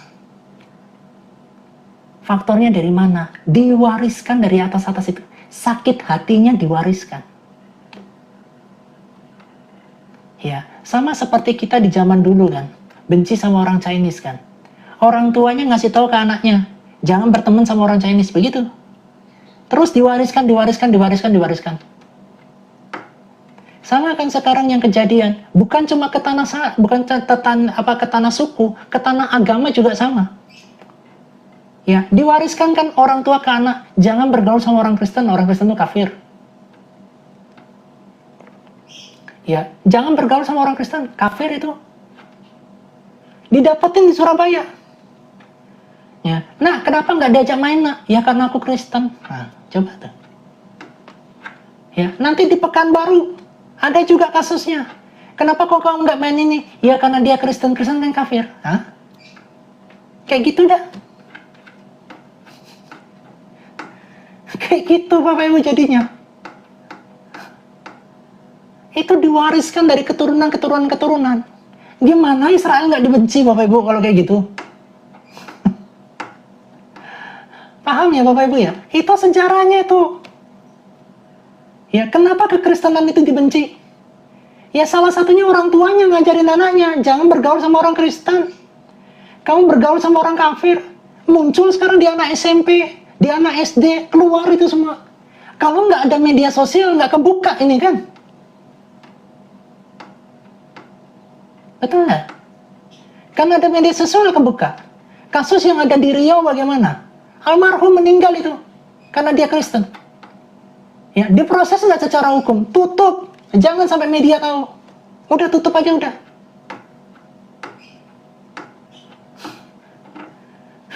Gimana Bapak Ibu? Tutup. Kalau sudah masalah menyinggung dengan hal itu ditutup kasusnya. Ada korban 1 nyawa loh. Tetapi saya kasih tahu ya Bapak Ibu ya. Anak yang di Riau itu meninggal. Darahnya itu nanti itu akan dituntut itu besar atas kota Riau. Ya, dengarkan itu baik-baik. Ada waktunya nanti sampai akumulasi itu terjadi, itu darah itu dituntut. Ya, saya kasih tahu, itu pasti terjadi persis apa yang saya katakan. Sama seperti darah Habil berteriak menuntut pembalasan, darah anak ini juga sama. Tangisan dan jerit orang tuanya juga sama. Ada hari pembalasan nanti. Ya, itu bukan manusia yang lakukan, tapi Tuhan sendiri yang lakukan. Ya, dan itu jauh lebih besar. Ya, nanti jauh lebih besar. Saya sudah tidak mengancam, Tetapi saya akan memberitahukan apa yang akan terjadi di kemudian hari atas kota ini. Itu Bapak Ibu.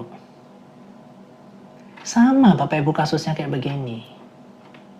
Sampai detik ini bangsa Israel menjadi bangsa yang paling dibenci. Sampai kemana? Sampai ke Konoha. Main sepak bola aja nggak dikasih. Main sepak bola. Mau main sepak bola di Bali sama main sepak bola di Jogja atau di mana? Nggak boleh. Nggak boleh dikasih. Main bola aja nggak dikasih Bapak Ibu. Coba bayangin. Ya. Puji Tuhan Bapak Ibu, kalau Israel nggak masuk ke Piala Dunia 2026 seandainya ya. Ya, kalau ikut main di sana, waduh, tribunnya, wah. Sampai kalau Israel ikut main di Piala Dunia itu, waduh, itu bisa dicaci maki sama penonton tuh. Iya, sakit hati nggak? Gitu. Ini semua itu pelajari sejarahnya, makanya Bapak Ibu, cari sejarah yang benar. Kita tuh ngomong apa adanya. Bukan cuma yang bagus-bagus saja yang kita bicara. Sesuatu yang negatif kalau perlu dibicarakan, bicarakan itu. Ya, sejarah nggak bisa ditutupin kayak begitu Bapak Ibu. Makanya kalau Bapak Ibu ketemu sejarah cerita Nabi, bagus semua tuh. Wah, sebelum dunia ini ada, sudah ada nurnya. Sudah ada cahayanya. Ya, nya wangi. Keteknya wangi, air kencingnya mengobati. Waduh, jangan percaya deh. Ya, jangan percaya deh. Nya itu bisa menyebutkan orang sakit kalau dimakan. Aduh, jangan percaya dah. Ya, nggak usah percaya. Ngaco itu, saya kasih tahu. Ya, catatannya Bapak Ibu, terdapat jeda waktu sekitar 60 tahun antara peristiwa di pasal 6 sampai pasal 7. Pasal 6 sampai pasal 7 itu jedanya 60 tahun. Di zaman Ratu Esther terjadi pada jeda waktu itu. Ratu Esther itu terjadi pada saat orang Israel di masa pembuangan. Disitulah orang Yahudi mengalami genosida. Jadi Bapak Ibu, bangsa Israel ini bangsa yang paling menderita di muka bumi ini sebetulnya. Berapa kali kena genosida itu? Palestina yang baru pagi itu, Safe Palestina, Safe Palestina. Waduh, nggak perhatikan sejarah mereka loh. Ya, Esther itu di zaman ini, di dekat-dekat zamannya Esra ini Bapak Ibu. Ya, masa orang-orang Israel di masa pembuangan. Itu mau digenosida sama si Haman. Ngeri. Ya, akhirnya dari Ratu Esther ini, Haman akhirnya di mana? Disulahkan pada tiang yang dia buat. Perhatikan Bapak Ibu, perhatikan ini ya. Perhatikan ini. Haman merencanakan untuk menyulahkan Mordekai di sebuah tiang di sana. Itu berbalik kepada dirinya dan keluarganya. Saya kasih tahu Bapak Ibu. Semua rencana manusia yang untuk menyakiti kekristenan, untuk menghancurkan orang Israel, rencana itu akan berbalik kepada diri mereka sendiri. Sama dengan kasusnya Ratu Esther, Haman membuat kayak begitu, itu akan Tuhan balikan. Makanya kenapa Tuhan itu selalu tidak pernah salah. Ya, Tuhan kita selalu membuat negara-negara Kristen jauh-jauh lebih maju daripada negara-negara yang ada di padang gurun sana. Negara di padang gurun sana yang berafiliasi dengan Israel dan orang-orang Kristen pasti maju. Penemu-penemu hebat kalau nggak Yahudi itu pasti orang Kristen. Itu fakta di lapangan yang nggak bisa dibantah. Yes, itu faktanya. Dari dunia sepak bola saja Bapak Ibu. Ya, selalu yang menjadi puncak juara, mayoritas negara sepak bola maju itu Kristen. Tuhan itu tidak pernah berutang. Sekalipun Kristennya benar, tidak benar di hadapan Tuhan, Tuhan selalu tidak pernah berutang. Kalian akan lihat Bapak Ibu, sampai kapanpun negara-negara mayoritas yang suka mengenai orang Kristen itu tidak pernah juara Piala Dunia. Sampai kapanpun. Tidak akan pernah. Ya, karena tidak akan pernah bisa dibuat maju sama Tuhan. Itu bentuk keadilan Tuhan kita. Sebentar lagi di tahun 2026 ini, beberapa hari lagi kita akan menyaksikan Piala Dunia. Bapak Ibu perhatikan, selalu sebagian besar negara-negara Kristen yang TOP BGT semua. Sebagian besar. Yang suka menganiaya orang Kristen, yang mengkafir-kafirkan orang Kristen itu ceblok. Sama seperti yang ada di tahun 2022. Saat Messi, Argentina kalah ya dengan bangsa Arab. Where's Messi? Mana Mesiasnya? Mana Mesiasnya? Hasil akhirnya Argentina juara. Hasil akhirnya mereka tuh paling jeblok, paling buncit.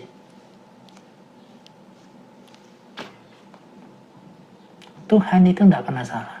Kenapa? Inilah cara Tuhan mempermainkan lawan-lawannya. Dikasih menang dulu lawan Argentina, menang 2-1.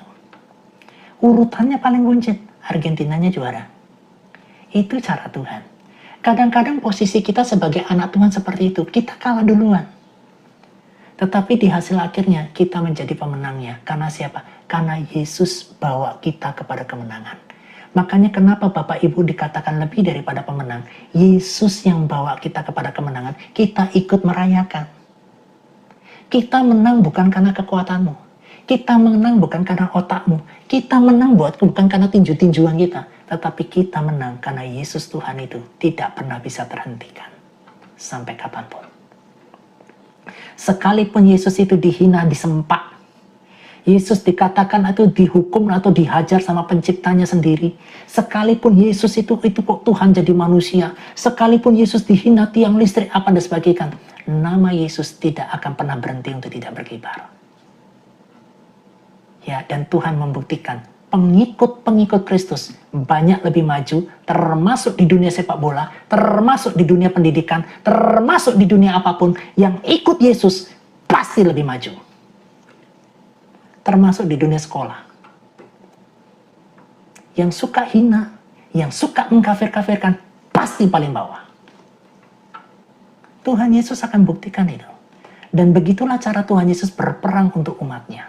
Kita cuma lihat, kita cuma nonton. Dan kita lihat, sekolah Kristen lebih maju. Sepak bola mayoritas Kristen lebih maju. Negara yang mayoritas Kristen jauh lebih maju. Itu Bapak Ibu. Begitu cara Tuhan mempermalukan. Jadi pembalasan bukan hakmu. Kamu nggak usah tantang-tantang mereka debat. Kamu nggak usah pedofil. Kamu nggak usah hina-hina mereka. Nggak usah. Yang kamu lakukan cuma, yes Lord, aku taat kepadamu. Aku belajar untuk mencari wajahmu. Aku mau bertobat Tuhan. Ngapain kamu perangi mereka? Ngapain nantang-nantangi mereka?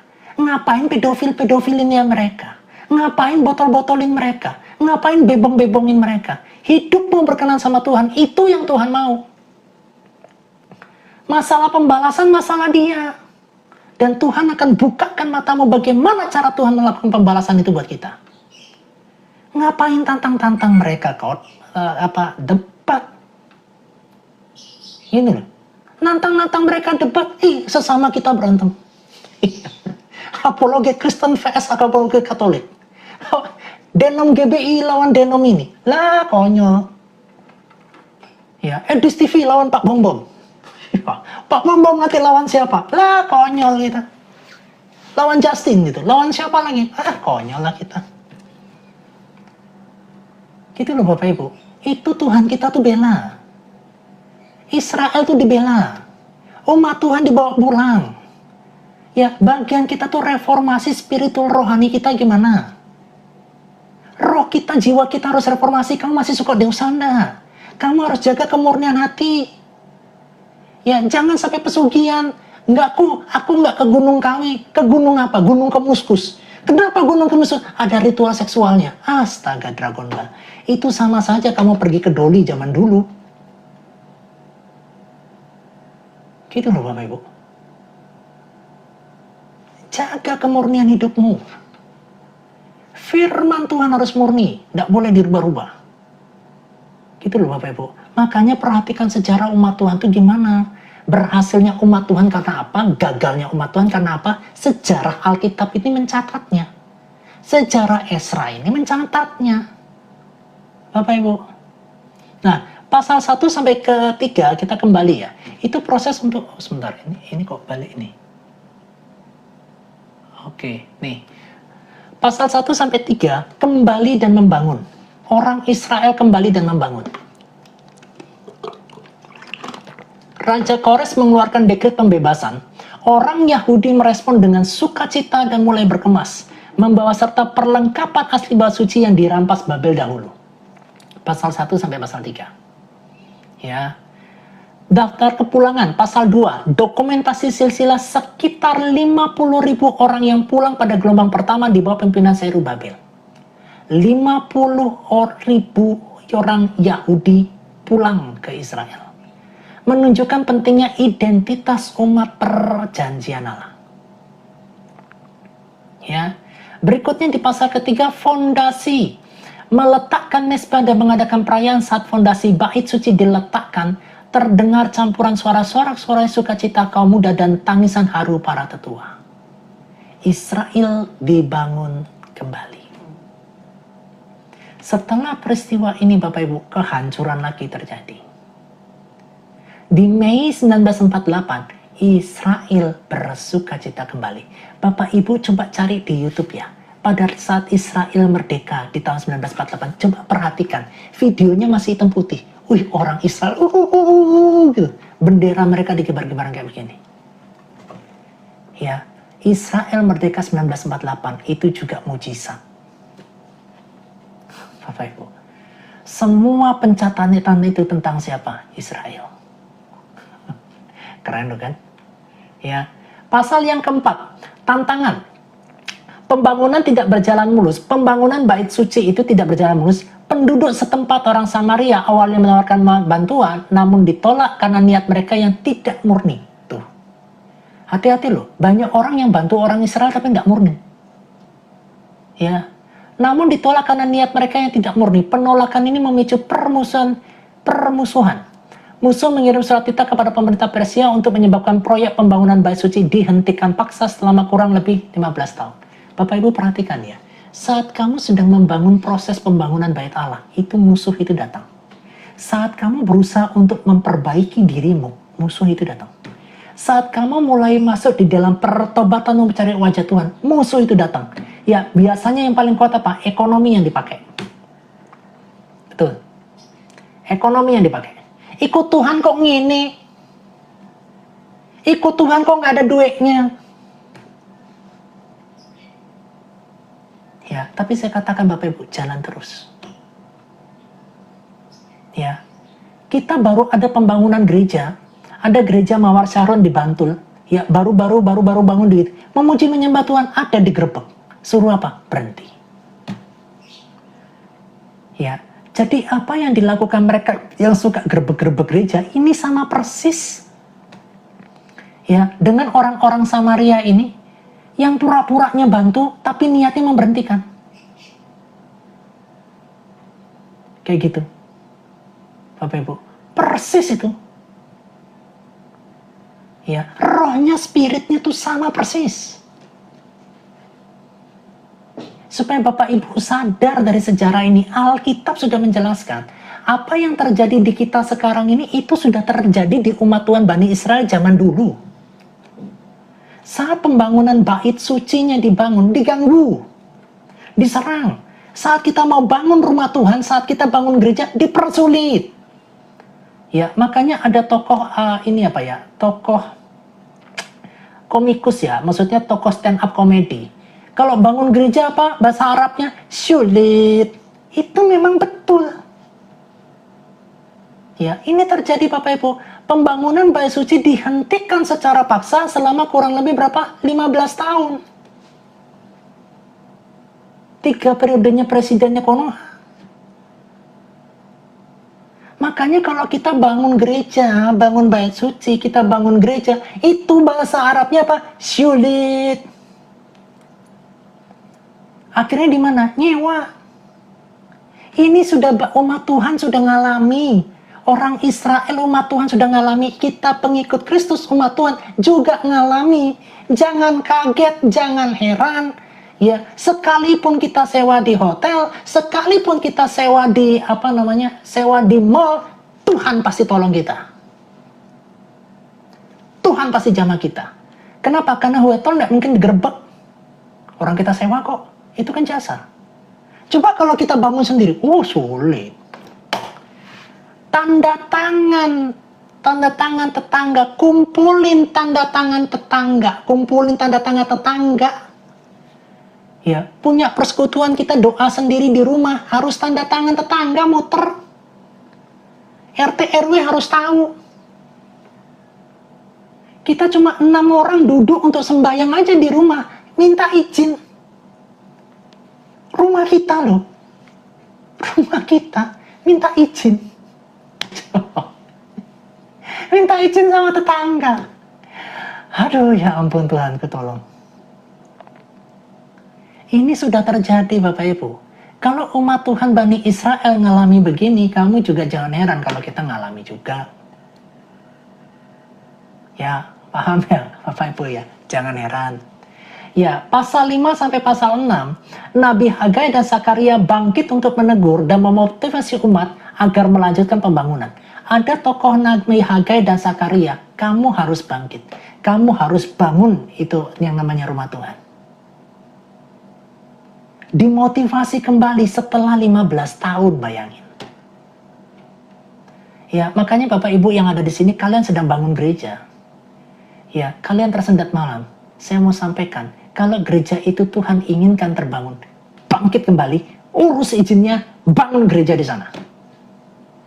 Dalam nama Tuhan Yesus. Nanti Tuhan akan kirimkan Nabi Hagai dan Zakaria dalam kehidupanmu. Bangun gereja. Secara fisik, bangun itu. Kalau Tuhan suruh, Tuhan yang suruh.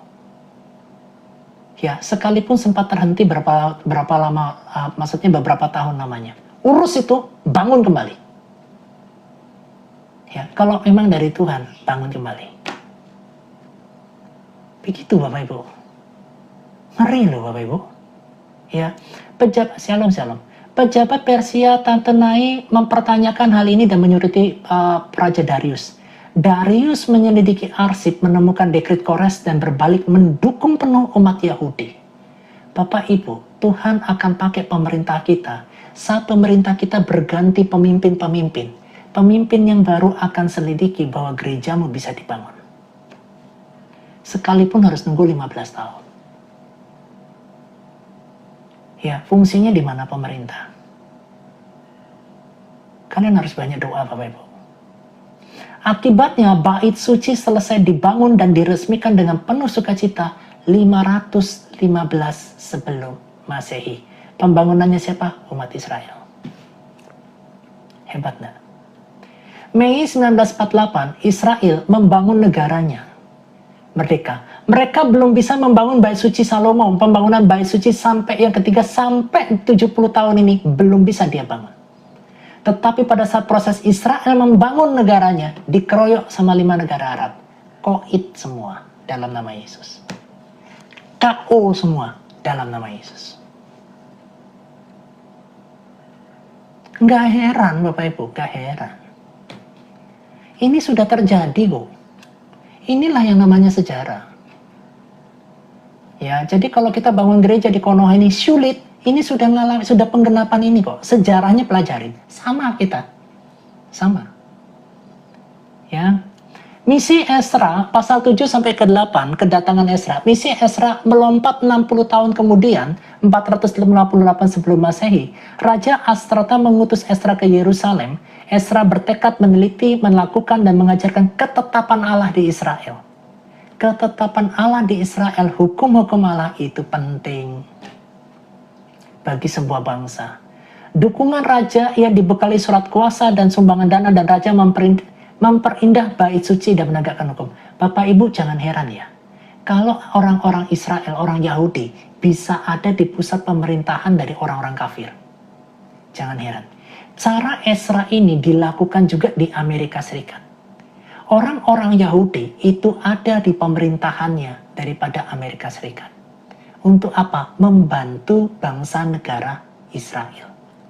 Jadi Amerika sekarang itu sama persis yang terjadi di zamannya Ezra. Ezra bersama dengan orang-orang Yahudi ada di pemerintahan daripada raja-raja hebat. penguasa dunia, orang-orang hebat membantu Israel terbangun. Sama, orang-orang Israel, orang-orang Yahudi yang ada di Amerika sana duduk di daerah pemerintahan untuk membangun Israel kembali dan memulangkan orang-orang Israel balik ke tanah perjanjiannya. Kejadian Ezra ini terulang kembali Israel dan Amerika di zaman sekarang. Paham Bapak Ibu? Makanya Bapak Ibu jangan heran pada saat dua gedung kembar ini, dan tiba-tiba ada pesawat nabrak, dem gitu. Tidak ada orang Yahudi dan orang Israel di sana satupun. Tidak ada.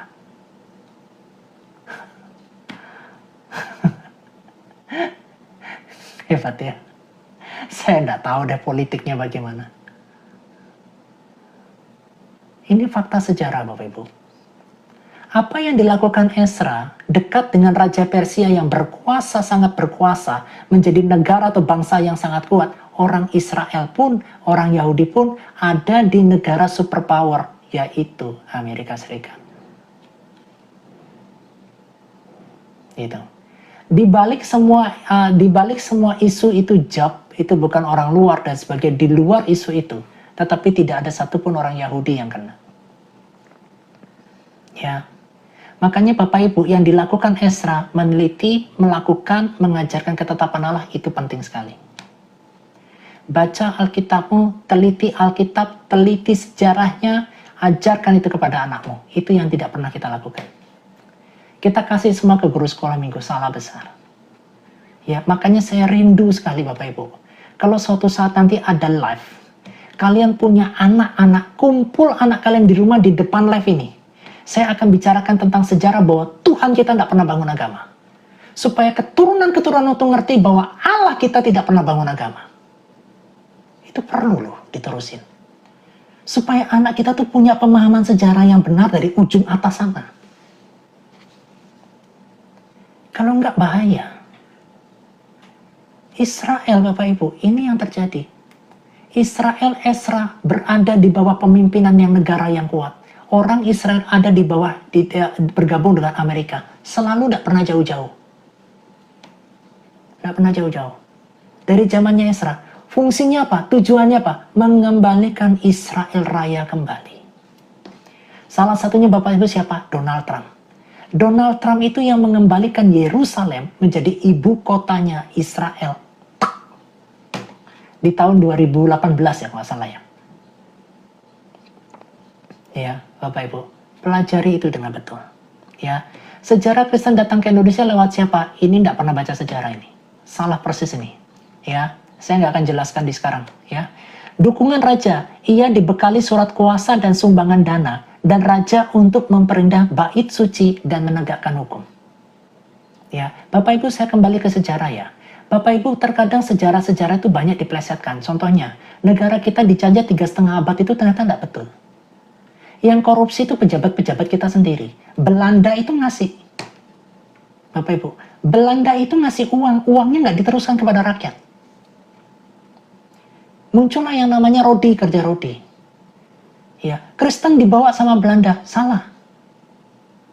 Ya, Belanda atau pemerintah memanfaatkan itu untuk gold, glory, dan gospel. Padahal pendeta itu datang karena perdagangan untuk menyebarkan firman Tuhan karena ada yang lewat sana. Jadi isunya yang dibuat, sejarahnya dibuat, kekristenan dibawa dalam penjajahan. Itu yang salah kaprah. Gitu loh Bapak Ibu. Ya, tujuannya untuk apa? Mematikan sejarah yang betul. Salah satu mematikan sejarah yang benar gini loh. Abraham punya anak yang dipersembahkan, yang dikorbankan itu Ishak, diganti sama Ismail. Ini sudah mengganti sejarah yang diteruskan sampai detik ini bahwa Ismail lah yang dikorbankan. Padahal ini nggak dikorbankan apapun. Ismail sama istrinya Hagar, Ismail sama Hagar itu udah pergi kemana? Baru proses yang namanya perjanjian ini ada Abraham dengan Ishak. Gitu loh Bapak Ibu. Ini yang terus diplesetkan sejarah ini. Sama seperti yang namanya Kristen masuk Indonesia, diplesetkan terus itu. Bahwa Kristen dimasuk lewat penjajahan. Itu terus yang didengung-dengungkan. Itu ngaco betul. Ya, mereka tidak pernah baca sejarah, hanya baca plek. Belanda Gold Gospel Glory ya, tapi tidak pernah meneliti sampai dalam. Makanya Bapak Ibu Ezra ini mengatakan apa? Meneliti, melakukan, mengajarkan ketetapan Allah perlu diteliti. Makanya Bapak Ibu sejarahmu harus perlu diteliti. Ya, jangan cuma dengar, wah Indonesia dijajah 3,5 abad, ternyata beritanya tidak begitu. Kadrun itu memang begitu Bapak Ibu. Buatlah fitnah-fitnah yang bisa diterima di masyarakat. Itu yang dikatakan sama HR. Buahnya memang begitu. Ya, besarkan kelemahannya, kecilkan kehebatannya. Itu sudah moto hidupnya. Boleh berbohong dalam 3 hal. Boleh buatlah fitnah-fitnah yang bisa diterima di masyarakat. Itu boleh. Sekalipun ganti fakta sejarah. Boleh. Dari golongan ini, HR ini. Kalau kita tidak boleh, apa yang terjadi pada sejarah, apa yang terjadi, itu yang kita sampaikan. Gitu loh Bapak Ibu. Ya, berikutnya di pasal yang ke-8, mencatat daftar rombongan Ezra. Sebelum berangkat, Ezra menyerukan puasa di sungai Ahawa untuk memohon perlindungan Tuhan dari bahaya jalan dan mereka tiba dengan selamat. Makanya Bapak Ibu, baca Alkitabmu, teliti sejarahnya. Kenapa kok Israel dibenci seluruh dunia ya? Baca. Nanti kamu ketemu ini. Di kitab Ezra ini jawabannya. Itu loh Bapak Ibu. Ya, paham ya? Di pasal yang ke-9, dosa dan air mata. Setibanya di Yerusalem, Ezra sangat terpukul. Mengetahui para pemimpin dan umat telah berbaur dengan melakukan kawin campur. Ini yang saya maksudkan. Dan bangsa menyembah berhala gara-gara kawin campur. Yang kawin campur siapa? Pemimpin. Makanya selalu yang diuber tuh pemimpinnya. Jadi kalau kalian punya pendeta sebagai pemimpin kalian, doakan dia itu diintim. Ya, makanya kenapa pendeta ada selingkuh? Ya, itu yang diincer. Ezra sangat terpukul mengetahui para pemimpin dan umat telah berbaur melakukan kawin campur dengan bangsa penyembah berhala. Ezra merobek pakaiannya dan menaikkan doa pengakuan dosa dan mendalam. Di pasal yang ke-10 terjadi pertobatan massal. Doa Ezra menggerakkan hati umat untuk mereka berkumpul menangis dan secara sukarela membuat perjanjian dengan Allah dan memisahkan diri dari dosa ini. Mereka mengambil langkah tegas demi memelihara kekudusan komunitas perjanjian. Perempuan yang menjadi istrinya dan anak-anaknya pergi kau dari Israel.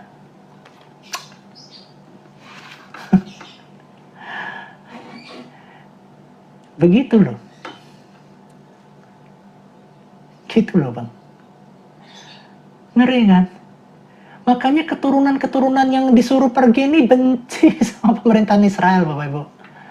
Benci sama Allah Israel. Gara-gara ini nih salah satunya nih. Yang salah umat Israelnya. Gitu Bapak Ibu. Itu langkah ekstrim loh yang dilakukan. Kesimpulan utamanya adalah pemulihan umat Allah yang sejati tidak hanya berhenti pada perkembangan Pemulihan umat Allah yang sejati tidak hanya berhenti pada pembangunan gedung. Pembangunan gedung fisik bait suci saja, melainkan harus dilanjutkan dengan pembaruan hati melalui ketaatan penuh pada firman-Nya. Ya, bukan cuma gedungnya, tapi juga hatinya. Melalui ketaatan penuh pada firman-Nya. Itu loh maksudnya.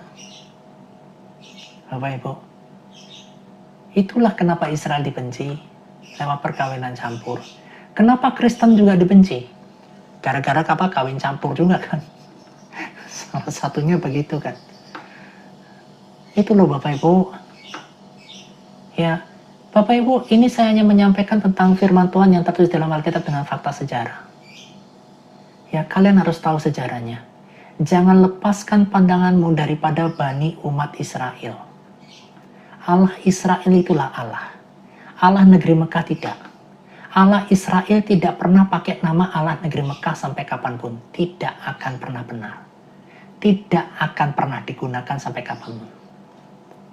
Ya, Allahnya Musa, Allahnya Abraham, Ishak dan Yakub itu bukan Allah negeri Mekah. Ya, surga catat itu.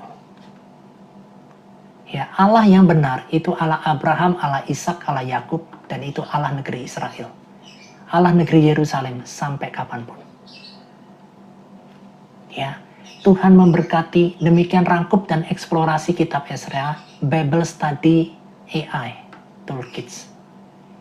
Ya, Bapak Ibu, hari Minggu kita akan lanjut dari kitab Ezra nanti ke Nehemia, nanti sampai ke Mazmur, sampai ke Amsal, sampai Pengkhotbah dan sebagainya, sampai nanti ke Wahyu. Ya, kalau kita 3,5 tahun pertama, kita Bible Study, kita Kejadian sampai Wahyu, kita akan selesaikan 3,5 tahun. Ya, kalau ini mungkin nggak sampai 1 tahun, karena kita bahasnya langsung satu kitab. Ya, kalau Bapak Ibu ketinggalan pembahasan kitab dari Kejadian sampai Ezra ini, cari di YouTube Epenitus lain. Ya, nama Allah Israel Ishak siapa po? Wah, ini pertanyaan bagus ini. Perlu dijawab ini. Sebentar ya, saya matikan kamu. Oke, sebentar ya. Oke. Ya, kitab kalian curi dari mana? Tidak ada curi-curian. Ya, kalau kami curi kitab, kami sudah dipenjara. Kami tidak pernah curi-curi kitab. Ya, Bapak Ibu ya. Nah, ini pertanyaannya saya jawab dulu nih. Itu Allah Abraham, Allah Ishak, Allah Yakub, itu Yesus kok. Di dalam perjanjian lama menggunakan nama YHWH. YHWH punya artinya. Ya, Elohim yang dipakai. Ya, dan Elohim itu menjanjikan yang namanya Mesias. Yahweh ini yang menjadikan Yesus Kristus sebagai Raja atas orang Israel. Dan atas segala bangsa-bangsa ada yang di bumi. Allah Abraham, Allah Ishak, Allah Yakub itu Allah Bapa. Mesiasnya itu Tuhan Yesus Kristus. Tuhan Yesus Kristus inilah yang menjadi Tuhan dan Allah atas umatnya yaitu Bani Israel. Lewat dari siapa? Allah Bapa. Ya, Yesus Kristus itu perantara kita kepada Allah Bapa. Makanya Yohanes 14 ayat 6 berkata apa? Akulah jalan kebenaran dan kehidupan. Tidak seorang pun datang kepada Bapa kalau tidak melalui aku. Allah Abraham, Allah Ishak, Allah Yakub, nama ini sudah diberikan kepada Yesus yang berkuasa atas semua umat Israel, termasuk umat perjanjian baru yang percaya akan penebusan dosanya. Kita menjadi umat Tuhan oleh karena darah Yesus, dan kita menjadi perantara. Yesus menjadi perantaranya antara saya dengan Allah Bapa. Itu jawabannya. Ya, Bapak Ibu, seperti itu. Ya, Tuhan Yesus memberkati kita semua. Kita nikmati satu lagu dulu. Oh, ada yang naik ya? Moderator saya, siapa yang boleh naik ini? Ada 1, 2, 3, 4, 5, 6, 7. Yang boleh naik siapa ini? Saya minta moderator ini. Saya naikkan Bunda Vero dulu aja ya, yang saya kenal ya. Ya, tolong nanti moderator saya tolong dicek yang boleh naik, silakan naikkan aja. Yang tidak boleh naik, terserah. Shalom Bunda Vero. Bunda Vero kepencet kah? Kepencet ya? Oke, kepencet. Oh, saya salah pencet kok. Oke. Yang tidak salah pencet siapa ini? Oh, nih. Moderator saya baru mau naik. Silakan. Kalau masalah naikin moderator saya aja. Silakan Bunda Elis. Ya, shalom Pastor. Shalom. Ya, shalom sobat semua ya. Room kita bukan room debat. Jadi bagi Bapak Ibu yang mau bersaksi ataupun mau bertanya sekitar pembelajaran hari ini, ya silakan ya. Tapi di typing dulu ya. Terima kasih, Tuhan berkati.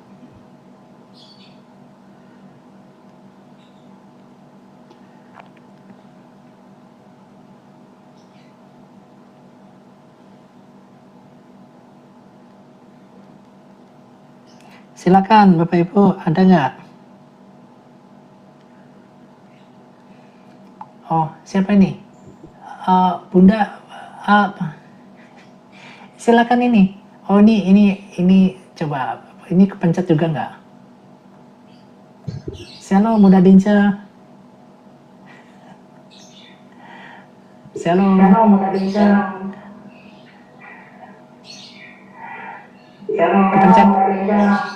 Oh, dubbing. Oke, dubbing. Itu banyak kepencet itu kali pastor. Oh, kepencet semua ya. Ya. Udah. Semua udah ngerti ya, paham ya.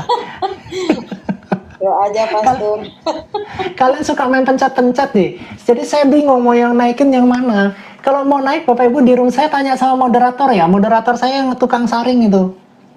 Ya jadi kayak teh disaring sama beliau. Beliau ini. Ya kalau udah ada kita doa aja ya Bunda Elis ya. Oke? Oke. Ya. Oke. Yuk kita doa yuk. Haleluya. Tuhan Yesus, Engkau baik, Kau sangat-sangat baik. Engkau yang mengajarkan kami untuk ngerti daripada isi kebenaran firman-Mu Tuhan. Meteraikan firman Tuhan ini dalam kehidupan kami dan biarkanlah pengajaran ini bahwa kami mengenal satu-satunya Allah yang benar. Allah Abraham, Allah Ishak, Allah Yakub. Tidak ada definisi mengkristenisasi. Tetapi kami memberitakan hanya Allah Abraham, Ishak, dan Yakub demi nama Yesus Kristus Tuhan. Yang menjadi Tuhan atas segala bangsa. Menjadi Raja atas umat Tuhan yaitu Bani Israel dan kami anak-anak rohani-Mu Tuhan. Engkau yang memberikan pengertian dan Engkau memilih setiap umat-Mu untuk mendengar suara-Mu ya Bapa. Saatnya Engkau untuk berkati umat-Mu Tuhan. Ya, tap-tap jadi kecolek. Oh iya, main colek-colek ya. Bapak Ibu angkat kedua tanganmu dan terimalah berkat Tuhan. Berkat Allah Abraham, Ishak, dan Yakub yang memberkatimu, melindungimu, menyinarimu dengan wajahnya dan memberikan engkau kasih karunia, menghadapkan wajahnya kepadamu dan memberikan engkau damai sejahtera. Demi nama Bapa dan Putra dan Roh Kudus mulai dari sekarang sampai selama-lamanya. Haleluya, haleluya, haleluya. Amin. Tuhan Yesus memberkati. Wajib terus dalam Tuhan. Terima kasih Bunda Elis, Bunda Tinja. Terima kasih tetap semua ya. Hari Minggu kita balik lagi jam 7 waktu Indonesia bagian Barat ya. Kita lanjut ke kitab berikutnya. God bless you. Sama-sama mudah-mudahan.